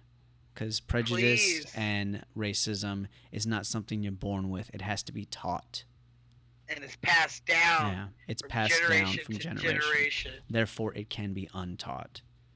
And if you see a young kid, regardless of whatever race he is, who is showing signs of being prejudiced against somebody of color, of somebody's sexual orientation, of their personal preference, of self-identification, you need to address it immediately while that person is still teachable, before the wrong things are formed in their head. I also think that old people can be taught too. They absolutely can. I had a older gentleman refer to the coronavirus as the Chinese virus, and I promptly let him know that I was Chinese and that I was offended by that, even though I am no Chinese person. But I'm not going to let you say something so hateful, because you are talking to me on the phone. You don't know if I'm fucking Asian, or if I'm black, or if I'm white, or if I'm Mexican. Mm-hmm. You saying something like that, it hurts me, and I'm going to defend any race that is being discriminated against, and that is our new normal. Yeah, we need to defend everybody. So yeah, that's just my Z for the people. And I'm fucking done. I'm ready to turn this fan on. It's hot in here. I'm sweating like a whore in church.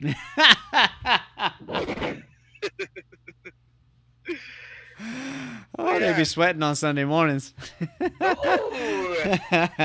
know, since I watch church on TV now here in my room, in my pajamas. Coming straight from the club, normally. Normally. Got the same dress on and everything. Makeup smeared. Alright, you guys, we are out of here. We will see you guys next week with a brand new episode and a wonderful, lovely guest on Life Cocktail.